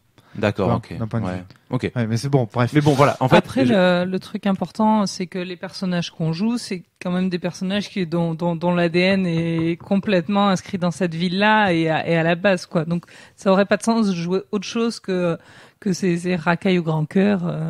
Tu te souviens, l'année Si. dernière, on avait enregistré un podcast sur l'éducation populaire. Ouais. Tu trouves pas qu'est-ce que t'en as pensé par rapport à Veille? Ça t'a pas fait penser? On est sur alors oui et non, parce que je pense que le fait que ce soit des milieux qu'on connaisse très peu, ça nous oriente vers le cliché et donc ça nuit à cet D'accord. aspect éducation populaire. C'est un avis très personnel. D'accord. Mais il y a un peu de cette dimension-là aussi, surtout pour le côté, justement, quels sont les leviers pour sensibiliser les gens C'est intéressant quand même, moi, je trouve. Hein. cette histoire du buzz, elle est très importante, ouais, elle est capitale. Après, tu peux aussi retourner le buzz, hein, parce que moi, ça m'a fait penser au clip de Stromae qu'on a regardé hier avec Natacha, et Oui. on s'est servi des réseaux sociaux pour critiquer Lazare. Les réseaux sociaux sont hautement critiquables aussi à bien d'autres Bien d'autres sûr. titres. Donc, bien sûr. nous-mêmes, Mais le buzz ça n'est fait- pas que réseaux sociaux. Ça peut être un cercle de silence, ça peut être. c'est très intéressant. Là. T'as dit un truc à un moment donné dans la partie qui m'a beaucoup intéressé. T'as dit une coche est forcément négative. Oui. Est-ce que tu pourrais argumenter, expliquer ça à nos éditeurs? La Soyons clairs. fin la fin des personnages. En gros, les personnages peuvent avoir jusqu'à 6 billes et jusqu'à 6 billes. Donc chaque coche, ça va dans le sens d'augmenter ça. Quand on arrive à 5 coches, on gagne un élément. Voilà. Quand on ne peut plus gagner d'un élément, le personnage devient injouable. Comment on gagne les coches pour les auditeurs? En utilisant les billes Quand ou on les billes. utilise les billes, quand on utilise une bille ou quand on utilise une bille, on On gagne gagne une coche de bille ou une coche de bille. en La fonction- coche correspondante. Voilà, la coche correspond. En tant qu'MJ, en tant que MC, parce que je suis le MC, hein, il Ah, faut quand même un mot qui colle, j'ai régulièrement dans la partie à faire avancer l'histoire et donc à taper sur vos PNJ, éventuellement vous taper dessus, et pour ça, en gros, je vais venir imposer des coches aussi, Ouais. Alors, à ça- vos PNJ ou à vous. alors bah tiens, on peut ouvrir la parenthèse que j'avais. C'est vachement compliqué de choisir à qui on donne une coche quand on ne sait pas à quoi cette coche correspond. Adrien, je prends un exemple typique. Le professeur de philosophie de Natacha ne vient pas à l'école. Ouais. Là, tu dis, Natacha, je vais mettre une coche. Sous-entendu, il lui arrivait malheur. Tu demandes à Natacha, est-ce que tu veux la prendre pour lui? Natacha doit choisir si elle prend la coche sur son personnage, sur ses liens avec son personnage, sur ses billes ou sur ses billes, alors qu'elle ne sait pas la raison pour laquelle D'accord, Monsieur ça, c'est X, qu'on ne citera pas, C'est a peut-être pris une coche. C'est peut-être un des défauts de comment C'est j'ai bizarre, présenté ça. le truc. En gros, l'idée, c'est que quand une coche arrive en jeu, on peut systématiquement argumenter avec le MJ pour qu'au lieu de la cocher moi dans mes billes, je la coche sur un PNJ ou c'est le MJ qui le coche sur un de ses PNJ. On va faire rempart, on va prendre les coups à la place de quelqu'un. En gros, quand quelqu'un doit s'en faire, exemple, le professeur de philo de Natacha avait un problème familial. En gros, il avait une raison de s'en faire. Je l'ai pas dit au T'as début, pas mais expliqué. j'aurais dû dire, son filleul est malade, très malade, et donc il est pas en cours aujourd'hui. Donc en gros, la coche qui est en jeu, soit c'est le personnage, le PNJ qui la prend, c'est-à-dire le PNJ, sa vie devient difficile, soit c'est le personnage de Natacha qui va s'en faire pour le prof, et à ce moment-là, ça veut dire que la maladie du gamin est bénigne. C'est à ce moment-là qu'on gère ça. En gros, est-ce que c'est moi qui m'en fais... En fait, dans une situation, il se passe quelque chose de grave. En général, il y a toujours un des deux qui va s'en faire à fond. Lors d'un décès dans une famille, sur les deux frères et sœurs, moi, j'avais compris que il y en c'était a la un relation qui va rassurer l'autre et l'autre qui est dans la souffrance. Eh ben, celui qui est dans la souffrance coche. En gros, c'est l'idée. Natacha? Moi, j'avais compris que c'était la relation entre les deux. Quand c'était nous qui cochions sur notre feuille de perso, que c'était la relation entre les deux qui était détériorée. Du genre, il est pas là parce que, je sais pas, c'est quand il a décidé d'arrêter de faire cours quand au tu lycée. coches sur ton personnage, c'est que tu t'en fais pour.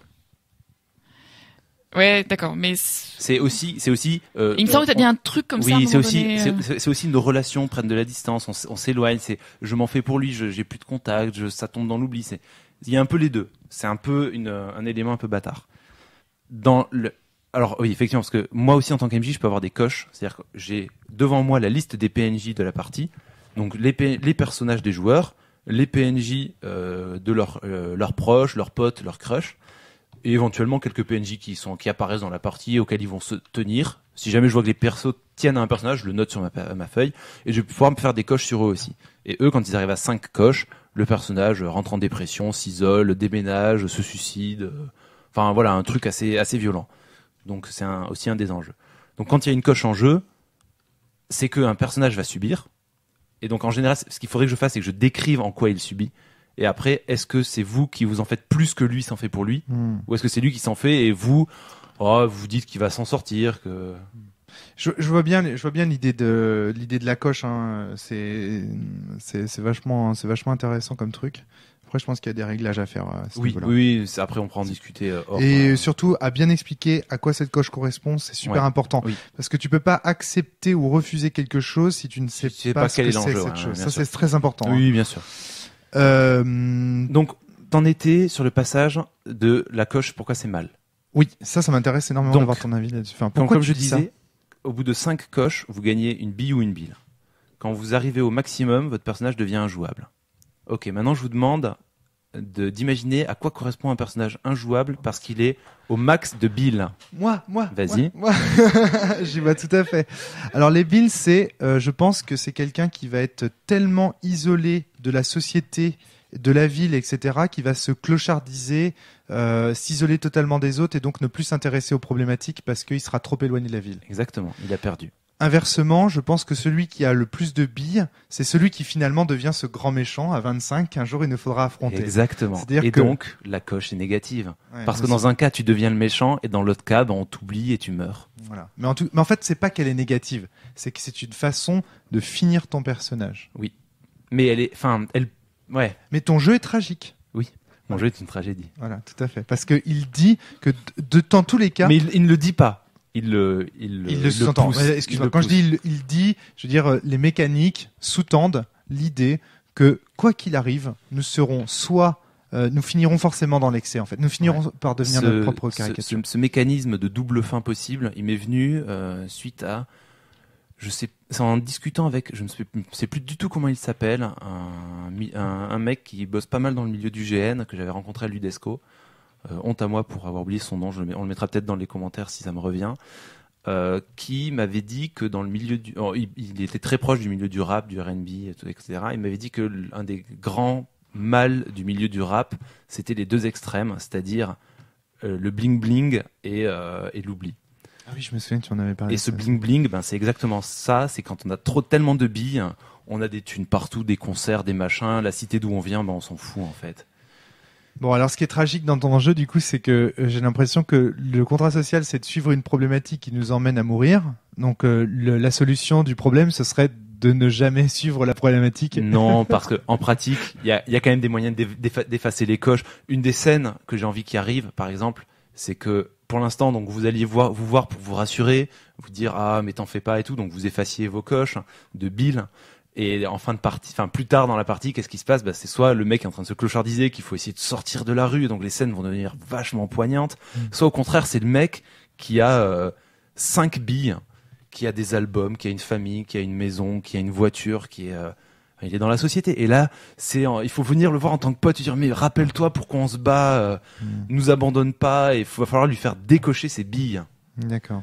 Et c'est aussi, enfin, ce jeu, à pousser à l'infini, tu es éliminé d'une façon ou d'une autre. Ouais. Mais je pense que tu peux jouer en ne perdant pas, essayant en restant de louvoyer rester entre les deux os. Toujours, ouais. On trouve ça aussi, on trouve des mécaniques un peu similaires dans Vampire et dans plein de jeux comme ça où il y a des extrêmes où à la fin ton personnage devient injouable, hein, soit t'es envahi par la bête, soit t'es envahi par des sentiments tellement positifs que ton personnage devient injouable parce que à partir du moment où tu peux plus tuer ou t'es une espèce d'étoile éthérée qui veille sur les hommes, enterrée dans des tonnes et des tonnes de gravats. Voilà, mourir pour des idées, mais de mort lente, c'est un peu ce que propose ton jeu en fait. Dans tous les cas, on va mourir. Dans tous les cas, on deviendra une entité de la ville. On est des humains dans tous les cas. Et puis, faut pas oublier l'introduction. L'introduction, c'est un groupe d'éveillés qui vous passe la main. Un jour, vous allez la passer. Et donc, dans la rédaction du livre, sur les 4 membres du crew précédents, grosso modo, dans ce que je vais décrire, il y en aura 2 qui seront tombés dans l'oubli et 2 qui seront devenus des grands méchants de l'histoire. D'accord. Ok. C'est eux qui raconteront, enfin c'est eux qui écriront le livre. Donc alors le premier s'appellera Serpentard, l'autre. Pour Hermione Ganger là, il faut quelque chose de crédit. Tu laisses la possibilité aux joueurs justement d'enquêter sur les précédents et d'essayer de les rencontrer. C'est pas trop prévu. A priori, le livre n'est pas un secret, donc les joueurs pourront le lire. Mais c'est ça, moi j'ai envie de le jouer comme un jeu à secret. C'est pas un jeu à secret.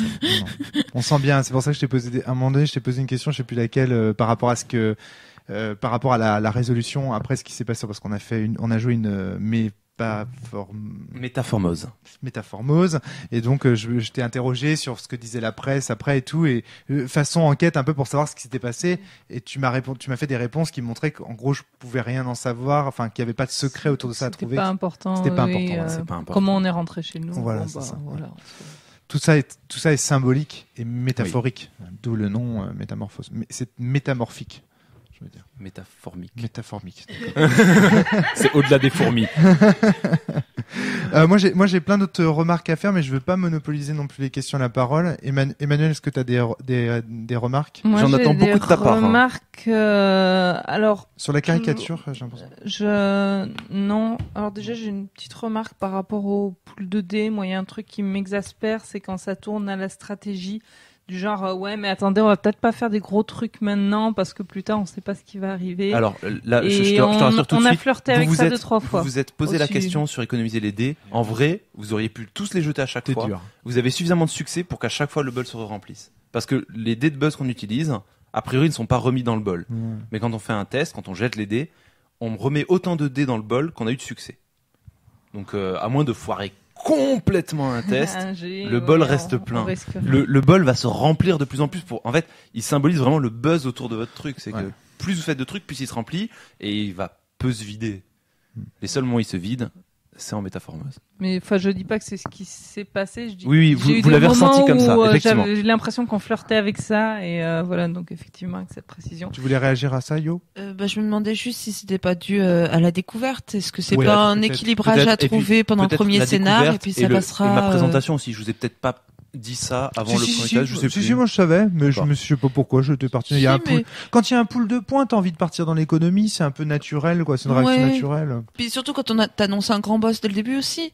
Après, c'était juste les 2-3 premières fois, c'est vrai qu'on a hésité.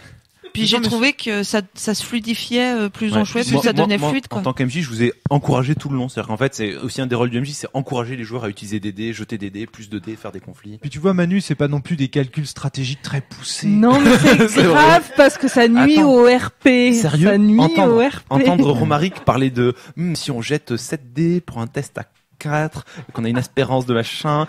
C'est la première fois que je voyais Romaric faire des calculs, quoi.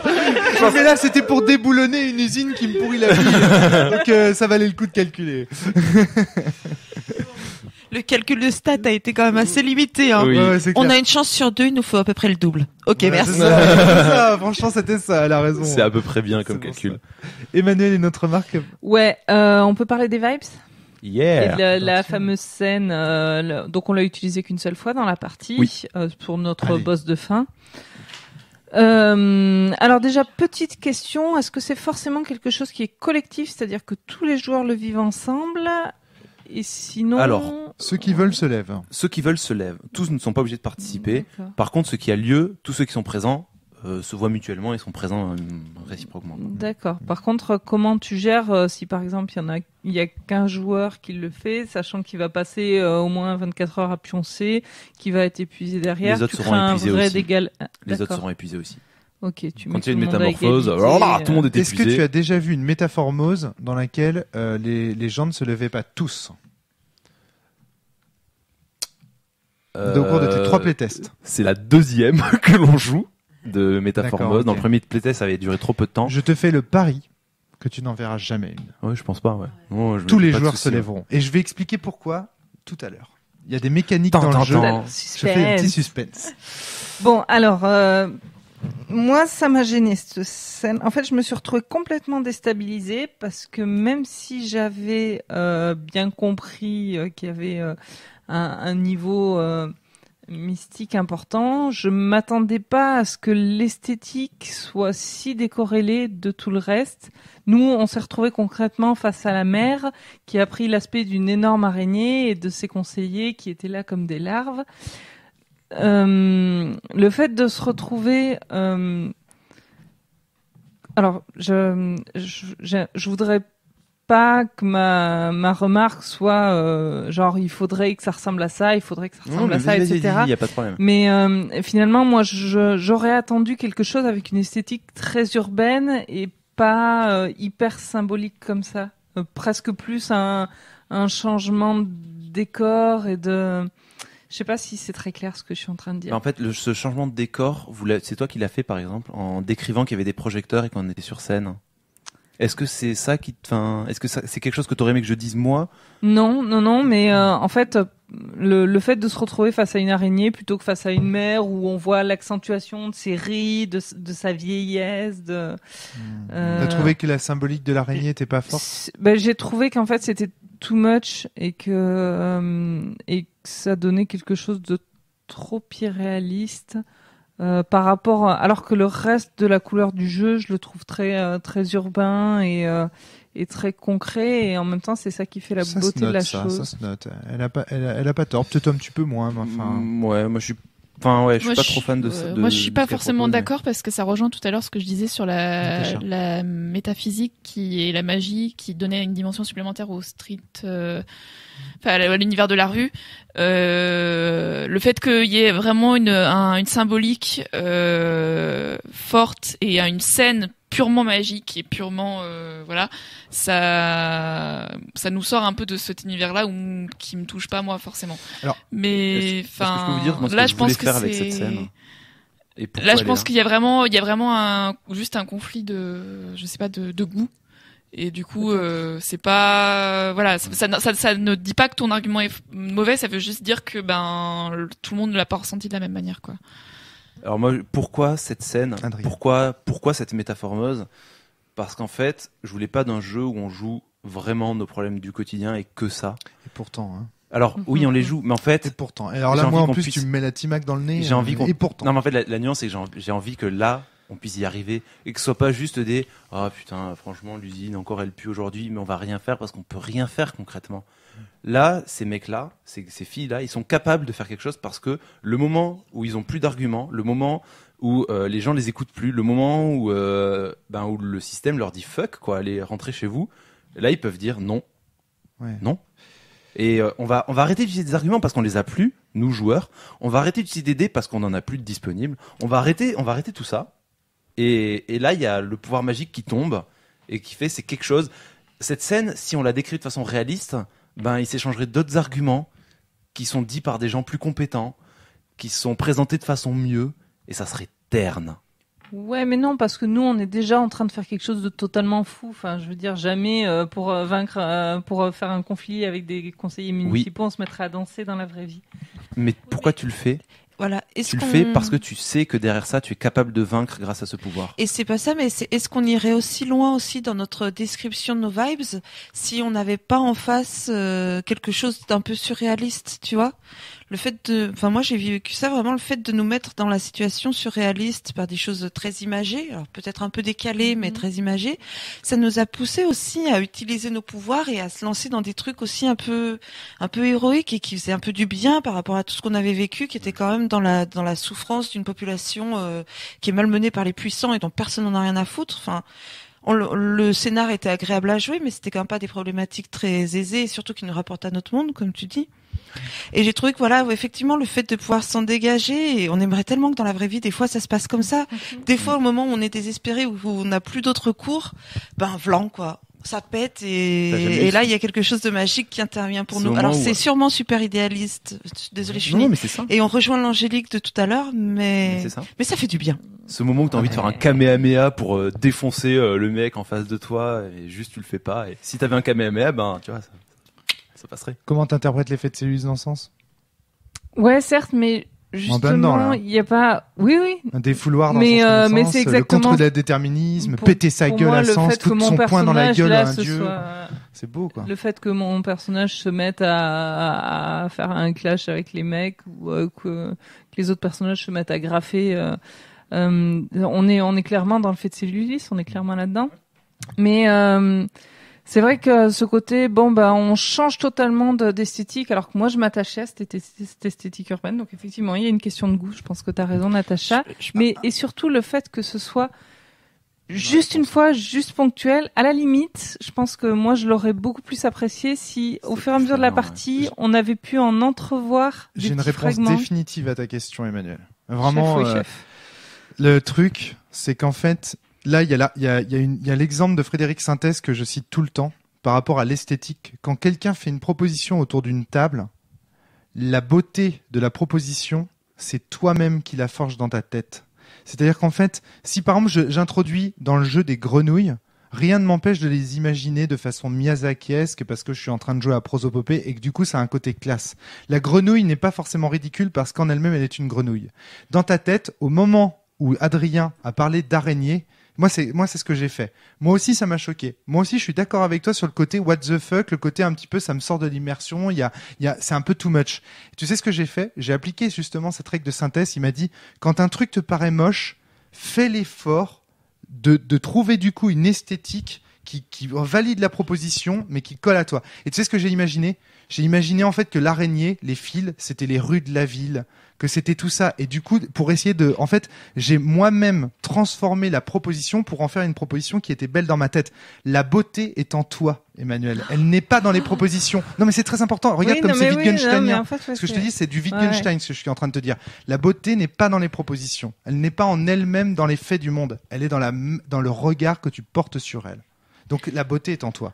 Alors, après, excuse-moi, Youssef, tu veux dire quelque chose? Non, je reviens juste 30 secondes là-dessus. C'est vrai que de toute façon, on retrouve l'histoire de goût dont parlait Natacha, puisque je pense que de nous tous ici, Emmanuel, t'es peut-être la plus proche justement de ce monde par le slam que tu fais, t'es peut-être un point. Voilà, slam, c'est pas du rap. Non, c'est pas ça que je veux dire, mais pour moi qui suis totalement extérieure à ça, je trouve que t'es peut-être celle qui sera le plus proche de cette esthétique, en tout cas dans le sens général du terme, et du coup t'es celle qui a été le plus choquée.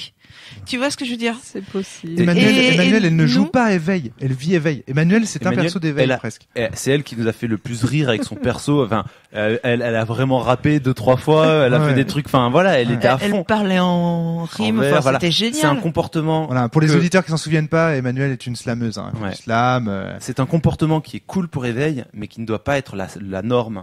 Et donc du coup, c'est possible que cette dernière phase ne parle plus à ceux qui n'ont pas le vocabulaire pour rendre ça beau. De façon normale et qu'ils aient besoin de cet espace-là. Toi, t'aurais pas eu besoin qu'elle ait une forme d'araignée, t'aurais été capable de rapper ou de slammer ou de que sais-je pour envoyer un truc beau dans ses dents et qui soit hors des arguments rationnels. Pour les autres, je pense que c'est un moyen de le faire. Je l'entends. Alors, après, j'aimerais redire autre chose pour défendre au contraire Emmanuel à nouveau, c'est que lors du second playtest, on a fait la même remarque. ont quitté complètement le monde réel. Enfin, je leur disais, voilà, vous abandonnez complètement la vision du monde réel et vous êtes dans un truc complètement onirique. Le problème, c'est que ça se décorrélait vraiment trop. Là, j'ai essayé d'avoir une sorte de transition avec, c'est la mère qui, on voit son visage qui se transforme en araignée, et puis donc j'ai essayé d'avoir une sorte de lien, de continuité. J'entends bien ce que tu dis et je pense que une sorte d'hybride où je précise que on voit peut-être l'araignée qui la manipule, ou faire apparaître le surnaturel, mais garder plus de concret encore que ce que j'ai fait. Essayer de dire, redécrire le lieu et faire émerger quelques éléments et pas tout bouleverser comme je l'ai fait. J'ai fait une transformation complète. On partait de quelque chose, on allait ailleurs. Donc on avait et maintenant, toute l'étape. levez-vous et maintenant, lâchez-vous quoi. C'est vraiment ça ce moment. Non, et encore une fois, hein, c'est un sentiment très personnel et pas une préconisation. Non, mais bien sûr. mais je l'entends bien. De toute façon, c'est ton ressenti. T'es pas la seule à l'avoir eu. Voilà, c'est ça. C'est pour te rassurer là-dessus. T'en parleras avec Vivien, tu verras. D'autres remarques? Moi j'ai un petit truc un petit point parce que j'ai fait du teasing tout à l'heure. Pourquoi est-ce que tout le monde va se lever? Tout simplement parce que toutes les mécaniques de ce jeu sont globales. Les joueurs gagnent ensemble et ils perdent ensemble. Les dés sont lancés. Il y a aucune sanction possible pour un joueur du fait de l'action d'un autre. Et d'ailleurs ça, c'est un petit détail technique, Adrien, qu'il va falloir que tu règles. Et je pense que tu en as conscience. C'est cette tendance naturelle que les joueurs ont de mettre les dés en commun autour de la table, et t'as tendance en tant que meneur à dire non, séparez vos dés, c'est important, parce que les chiffres que l'on fait sur les dés par ailleurs sont importants. Ça, au début, c'est dommage que tu. Ou alors il faut que ce soit justement un artefact du jeu, c'est-à-dire que toi en tant que meneur, tu sois une espèce de non, arrêtez de vous mettre en commun là, cessez de, tu vois. Peut-être. Au début, j'avais l'idée en tête que les dés étaient vraiment mis en commun, c'est-à-dire que dès qu'on gagnait un dé, on le mettait dans le pool central qu'on allait naturellement, tu as vu intuitivement les joueurs le font. Hein. Et qu'ensuite les 6 ou les 1 qui peuvent se transformer et qu'on doit cocher, n'importe quel joueur puisse assumer de le faire pour n'importe quel dé. D'accord. Donc c'était en tête. Je sais pas pourquoi je l'ai pas. Enfin, j'ai dû oublier le point. Alors un point que tu peux faire, c'est donner des couleurs, attribuer des couleurs de dés à chaque joueur. Ça devient compliqué parce que là, compliqué. des D4, des D6, des D8, des D10, des D12, sachant que les dés dans le bol, le joueur qui le prend, c'est pas forcément de sa couleur. Enfin bon. Ouais, très difficile. L'autre truc, c'est de dire, toi tu lances les D6, toi tu lances les D12, toi tu lances les D4, toi tu lances. Ouais, et pour une raison. Celui qui jette les D4. Oui, mais justement pour une raison X ou Y, tu trouves. Bon. Ok, non, très bien. On élimine. Je te propose des trucs. De toute façon, c'est. Je vais peut-être revenir à la solution des dés de groupe qui sont assumés par n'importe qui. Hein. Ou alors tu fais comme dans Blistage, tu fais une feuille de papier et tu traces des zones. Et il y a une zone par joueur, mais t'as quand même une feuille de papier où ils sont tous ensemble. Moi, de fait, c'est ce que j'ai fait. Je sais pas si vous avez remarqué, j'ai toujours jeté mes dés sur ma fiche de perso. Pour être honnête, j'avais ça au début. C'est-à-dire que j'avais vraiment une fiche où on pouvait mettre des poules de quartiers. dés. Tu rentres dans des quartiers, ton quartier. Les systèmes de dés ont pas mal changé, donc c'est quelque chose qui était encore non figé. Donc là, effectivement, je pense que le pool de dés commun et que les joueurs puissent prendre un dé pour dire je choisis d'assumer ce 1. Ouais, moi, je trouve que, je trouve que le fait de laisser aux joueurs justement la possibilité de dire c'est moi qui assume cette coche. Je trouve ça bien dans le sens où on a déjà parfois le choix de prendre la coche pour quelqu'un d'autre je trouve que c'est cohérent avec le jeu dans le sens où du coup on est vraiment en crew et puis on peut choisir effectivement de se répartir, prendre pour le groupe. Voilà. Moi ce que je trouve dommage, de partager tout ça quoi. Enfin, dommage et pas dommage.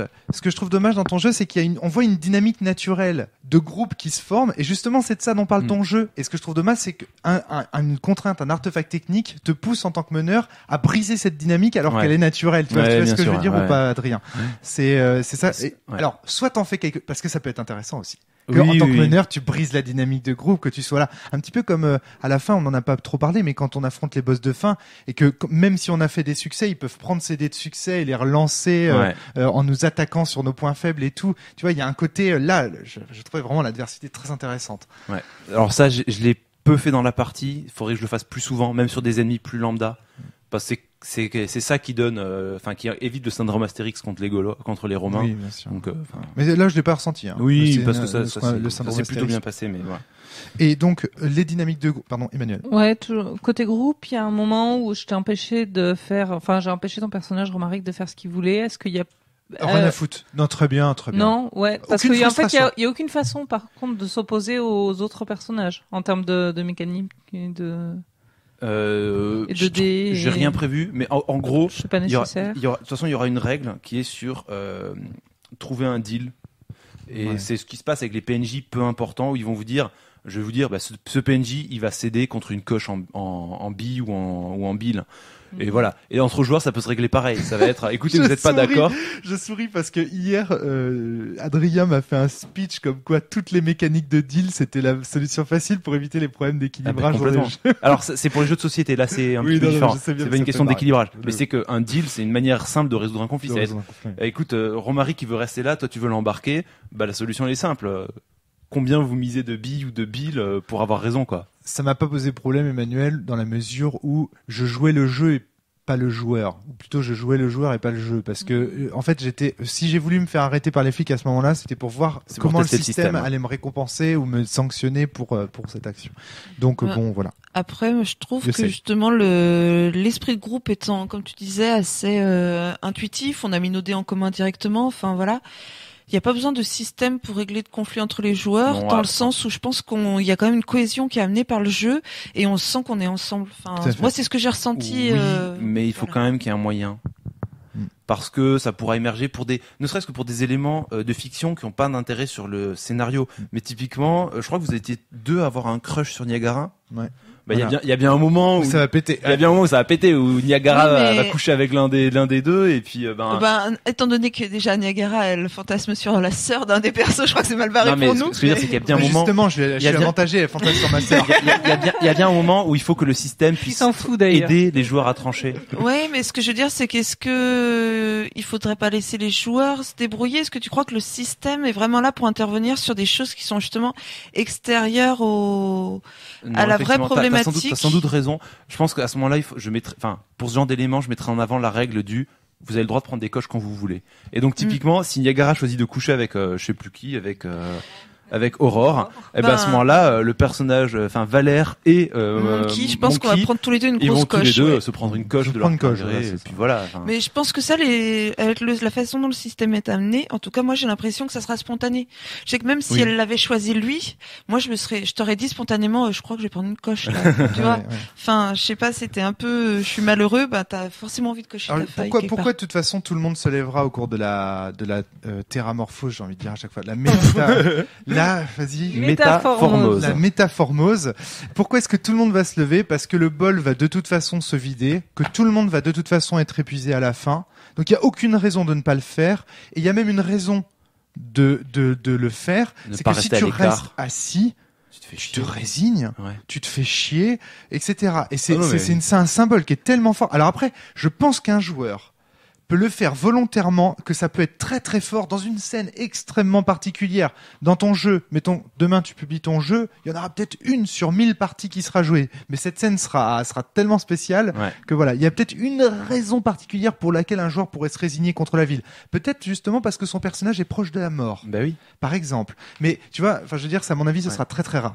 Ouais. Tout ça pour dire que je pense que tout le monde va se lever, tout le monde se lève de toute façon pour la métamorphose. En fait, la raison de cette règle n'est pas tant pour que des joueurs restent assis, mais surtout pour pousser tous les joueurs à c'est ritualisé. C'est comme dans Polaris de important. La bougie, c'est de la ritualisation. Natacha.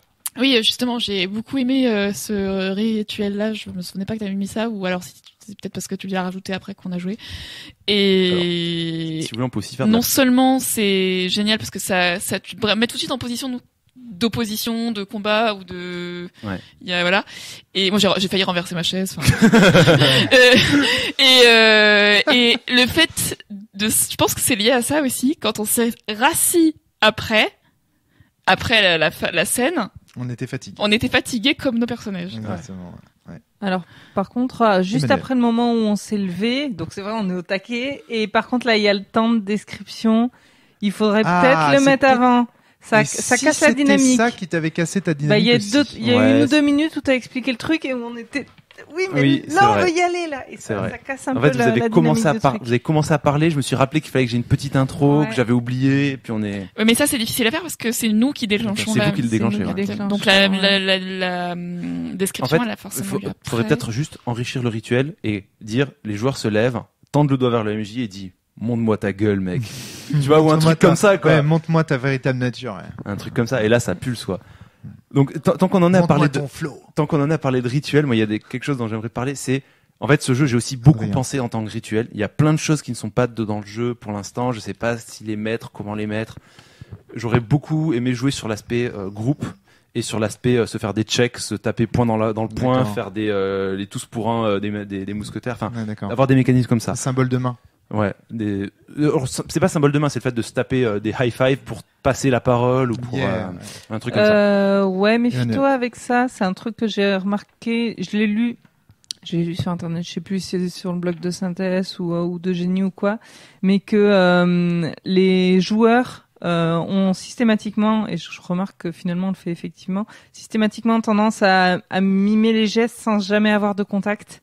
Et attention à pas pousser à quelque chose qui sera antinaturel. Moi, je me vois D'accord. mal faire un vrai check avec Natacha. T'as jamais fait ça dans une partie de jeu de rôle? J'ai jamais fait ça dans une D'accord. partie de jeu de rôle. Je mime les poignées de main, D'accord. et je, Ok. enfin, méfie-toi. avec D'accord, ça, ok. c'est- Bon, de D'ailleurs, toute t'as façon, vu, hein, ça y j'ai est pas- mimé Ça y est pas dans le jeu, hein, de du toute façon, PNJ, pour l'instant. Donc attention peut-être à ce truc-là. Moi, je l'ai fait, mais uniquement avec des potes à Saint-Seiya quand on était commencé à être un peu bourré, qu'on a. C'était véridique, hein, qu'on alliait nos cosmo-énergies pour vaincre Poséidon et tous ces connards. Waouh. Ça nous arrivait. Mais voilà, c'était vraiment des situations très particulières sur lesquelles je ne reviendrai pas. Donc, moi, un dernier point qu'on n'a pas abordé, si on arrive gentiment à la conclusion. Hein, donc, si vous avez encore J'ai d'autres encore choses, un eh ben, point, Emmanuel, je moi, t'en ouais. prie. C'est Vas-y, mets-moi là ton vraiment point. le gros compliment. Je sais, ouais, non, enfin dans la gueule. Je sais pas trop de quelle façon ça se met en place, mais en fait, par rapport à tous les jeux où on se retrouve à avoir fait un perso social qui peut pas jouer parce que le scénar est baston ou vice versa, là, je trouve qu'il y a une espèce de polyvalence et que tous les persos peuvent agir dans. C'est la mécanique des traits. Cherche pas, c'est la mécanique C'est des vrai. traits. Ça, D'accord. tous les jeux à traits, tu te retrouves dans cette situation où un mec, par son flow, peut arrêter une balle à main nue parce que c'est l'imagination qui prime. Yes. Ça, c'est vraiment le grand Eh ben, apport ça des traits au jeu, fonctionne au jeu de super rôle bien. contemporain. Ça fonctionne très très bien, c'est excellent. D'accord, D'accord, merci. Adrien, Ouais. En fait, l'idée, c'est que le jeu encourage les utilisateurs, en fait, vous pousse à utiliser ça parce qu'il vous faut des dés. Le jeu, quand vous utilisez ces dés, vous donne des coches et il vous pousse. Et le MJ est là pour vous pousser à utiliser ces compétences en vous disant mais oui, mais c'est très vaste, faites-en ce que vous voulez. Puis en plus, c'est le cas. Donc c'est avec des compétences, ça tiendrait pas la route. Il en faudrait 200. Enfin, ça serait. Alors, et c'est là qu'on arrive, à moins qu'il y ait encore d'autres trucs, à mon avis, à ce qui fait le cœur de ce jeu, et là où je t'invite vraiment à réfléchir, c'est, en fait, j'ai l'impression que ce jeu nous invite à massacrer un personnage pour défendre nos propres points de vue moraux. Et c'est pour ça que je pense qu'un joueur, et là je te mets en garde, je pense qu'un joueur qui n'a pas les mêmes points de vue politiques que toi, Adrien, il ne pourra pas jouer à Éveil. Ton jeu, il va complètement merder. Si tu veux faire un vrai playtest de ce jeu, il faut que tu le testes avec un pote dont tu es sûr qu'il ne partage pas ses points de vue politiques. Un véritable mec, moi j'en ai un dans mon entourage, des J'en gars, connais aussi, ouais. des gars voilà qui défendent pas du tout les mêmes points de vue que moi sur ces points-là, qui d'ailleurs ne font pas de jeu de rôle par contre, c'est ça le problème. Mais il y a parce que Non, moi, pourquoi j'en connais, Alors, moi, j'en connais. Pourquoi Parce que je crois qu'en fait, le véritable moteur du jeu, c'est pas tant ton adverticité, parce qu'on sait qu'elle va céder. Donc tu vois, il y a pas, enfin, mais ça c'est le cas dans tous les jeux de société, hein, enfin j'ai envie de dire, sauf Oui. les jeux de plateau où parfois on peut perdre. Mais c'est plutôt ce qui va faire qu'on va résister, qu'on va te résister et qu'on va vouloir te faire pencher, c'est notre point de vue moral sur le monde. C'est que cette usine et l'écologie, elle devrait être respectée. Et c'est ça qui va vraiment nous motiver à massacrer nos personnages, à faire des coches et à lancer les dés. C'est vrai. Parce que si je n'avais Ouais. pas ces points de vue-là, C'est vrai qu'en fait, le présupposé du jeu, vous êtes censé combattre, mais c'est vrai que si au début... je joue un en fait, démissionnaire, c'est mort. Systématiquement, le PNJ... En fait, le scénario est lancé par un PNJ qui vient vous voir, ou qui s'approche de vous, et qui est en larmes, qui vient de subir à donf le premier problème. Donc là, c'était Madame... La mère Michel. La mère Michel. Non, mais elle s'appelait comment? C'était Michel? Louise Michel. Louise Michel. Excusez-moi. Qui venait vous voir et... Quand on est en train de parler et qui vous pose son d'extrême problème. Le gauche, problème, c'est justement. qu'effectivement, si vous n'êtes pas touché par son problème, parce que vous commencez en disant oui, mais ton cancer, il est pas lié à l'usine, et si tu as été viré, c'est sans doute que tu le mérites. Bah à ce moment-là, oui, oui, eux, ils Mais vont voilà, pas c'est jouer au ça. jeu. Le problème, c'est que il y a quand même un contrat social qui te dit que Alors oui, après, je suis voilà. d'accord. Hein. Après, c'est un jeu qui peut pas plaire à tout le monde. Hein. Quelqu'un qui Non, c'est pas tellement ça. Alors, le truc, c'est que tout dépend ce que tu veux faire. Est-ce que tu veux permettre à des gens qui ont ta moralité de pouvoir la réaliser à travers un jeu de rôle, ou est-ce que tu veux que ton jeu de rôle porte un propos qui amène les gens à changer. Et ça, c'est deux choses bien différentes. Ouais, parce que bien dans sûr, un ouais. cas, tu fais un piège. Par exemple, dans Sens, le but, c'est pas de faire en sorte que des philosophes puissent exprimer leur philosophie. Le but de Sens, c'est de faire en sorte que des gens qui n'y connaissent rien en philosophie soient amenés à se poser des questions de philosophie. C'est un piège, si tu veux. Et ton jeu, pour l'instant, il n'est pas conçu comme un piège. Il est conçu comme une manière d'exprimer sa moralité et justement de se lever pour sa moralité. Tu vois, c'est une célébration. Ton jeu, il est sim dans la mesure où c'est une célébration d'un canon moral. Et justement, ce qui est intéressant, c'est que je trouve ce jeu, enfin, il est très intéressant. Ce jeu, il est intéressant d'un point de vue aussi technique parce que le narrativiste met souvent les problématiques morales au centre du jeu. Donc, on pourrait se dire, ah, là, les problématiques morales sont au centre du jeu, donc c'est du narrativisme. Eh ben non, c'est du simulationnisme parce qu'on explore l'esthétique d'un certain code moral, le street art, la rue, le pauvre l'emporte sur le patron, tu vois, enfin le côté. Donc, et c'est très intéressant ça. Le fait qu'un jeu, que la couleur du jeu soit la moralité, c'est intéressant. Mais est-ce que c'est ce que tu voulais ? Je pense pas qu'avec un jeu, je puisse faire changer d'opinion des personnes. D'accord, très bien. Eh bien, on fera un podcast sur ce thème. Un jeu peut-il, on va justement, je vais noter ce sujet de podcast. Un jeu peut-il faire changer les gens d'un point de vue politique ? C'est une très bonne question à se poser, mais je pense que c'est pas l'objet de ce podcast. Mais voilà, c'est une petite question d'ouverture. Je t'interroge à te poser Après, cette question. sur des bonnes problématiques choisies par le MJ, par moi, dans les scénarios que je proposerai, peut-être qu'il y a certaines thématiques qui permettront ça. Mais dans l'ensemble, une partie random du jeu, elle aura pas cet objectif-là, je pense, effectivement. Alors, je t'explique un truc, Adrien, c'est que par contre, si tu dis que ce jeu n'a pas pour but de faire changer la vie, eh ben, je te dis que ce jeu est un peu contradictoire, parce que ça veut dire que tu invites des rôlistes qui ont le cul posé sur leur chaise à ne pas agir, à jouer au lieu de lutter contre la Timac, à célébrer leur moralité en faisant du jeu de rôle. Et le jeu de rôle, c'est pas très militant comme action, alors du coup. Et donc, du coup, ton jeu, il est contradictoire parce qu'il invite des gens à célébrer leur moralité, mais sans rien faire. Ouais, mais peut-être qu'ils ne font rien aussi de base et que c'est un moyen de leur dire, mais faites quelque chose. Ah oui, par contre, voilà. Peut-être qu'après, derrière, c'est derrière la partie que le jeu fera changer les gens. Une des grosses idées de ce jeu, c'est sortez-vous les doigts du cul. Ah oui, mais justement, la question que je te demande, c'est est-ce que le système simulationniste là que tu mets en place, c'est pas au contraire, regardez, c'est facile de gagner, de toute façon, vous êtes magique. Et du coup, vous sortez mais pas. Ça, c'est les persos, c'est pas les joueurs. Et après, t'as vu ce que tu nous promets quand on sort les doigts du cul ? La mort ? Adrien, t'es pas très sympa. La gloire. Bon, je vais pas refaire mon docteur Cahuzac, mais ton jeu, il est quand même sacrément vicelard, mon gars. Et j'espère que tu t'attendais pas à ce que je te grille pas ou je sais pas quoi. J'ai bien vu tout ton aspect vicelard. T'es vicieux, Adrien, t'es très vicieux. Et j'interroge tout le monde à jouer à ce jeu pour voir à tel point ce type est vicieux. C'est très intéressant, au moins pour ça. Après, malheureusement, on n'a pas pu faire beaucoup de critiques négatives. C'est aussi que le jeu, tu vois, il allait beaucoup dans notre sens d'un point de vue. Je pense qu'il faut vraiment que tu joues avec des gens qui n'ont pas tes opinions politiques pour que ce jeu puisse éprouver ses limites. Ouais. C'est mon conseil de playtester. Mais pour l'instant, ton jeu, moi, je le trouve déjà presque publiable en l'état, mis à part une fois les réglages dont tu nous as parlé. La publiable, j'ai un oui, cahier brouillon.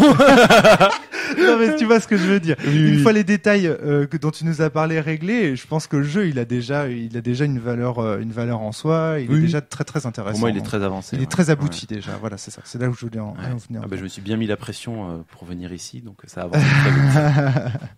Est-ce que l'un d'entre vous justement bon, c'est toujours un peu moche de finir par des critiques négatives ou quoi, mais s'il y avait, Emmanuel en a abordé quelques-unes, rien. Tout le monde a l'air d'être content. Moi, j'ai fait toutes celles que j'avais à faire pendant le podcast. Donc très bien. Bon. Eh bien, c'est impeccable. Merci Adrien de nous avoir éveillés ou de nous avoir permis d'exprimer tout l'éveil qui était en nous. C'est ça, n'est-ce pas ? Et puis, on vous promet un sujet de podcast très passionnant. Hein. Un jeu de rôle peut-il amener des gens à changer d'opinion ? On en parlera peut-être dans un prochain podcast. Ça va être très intéressant. Allez, à bientôt tout le monde. Merci Adrien, merci Natacha, merci Yossei, merci Emmanuel. Ciao, ciao. Bye.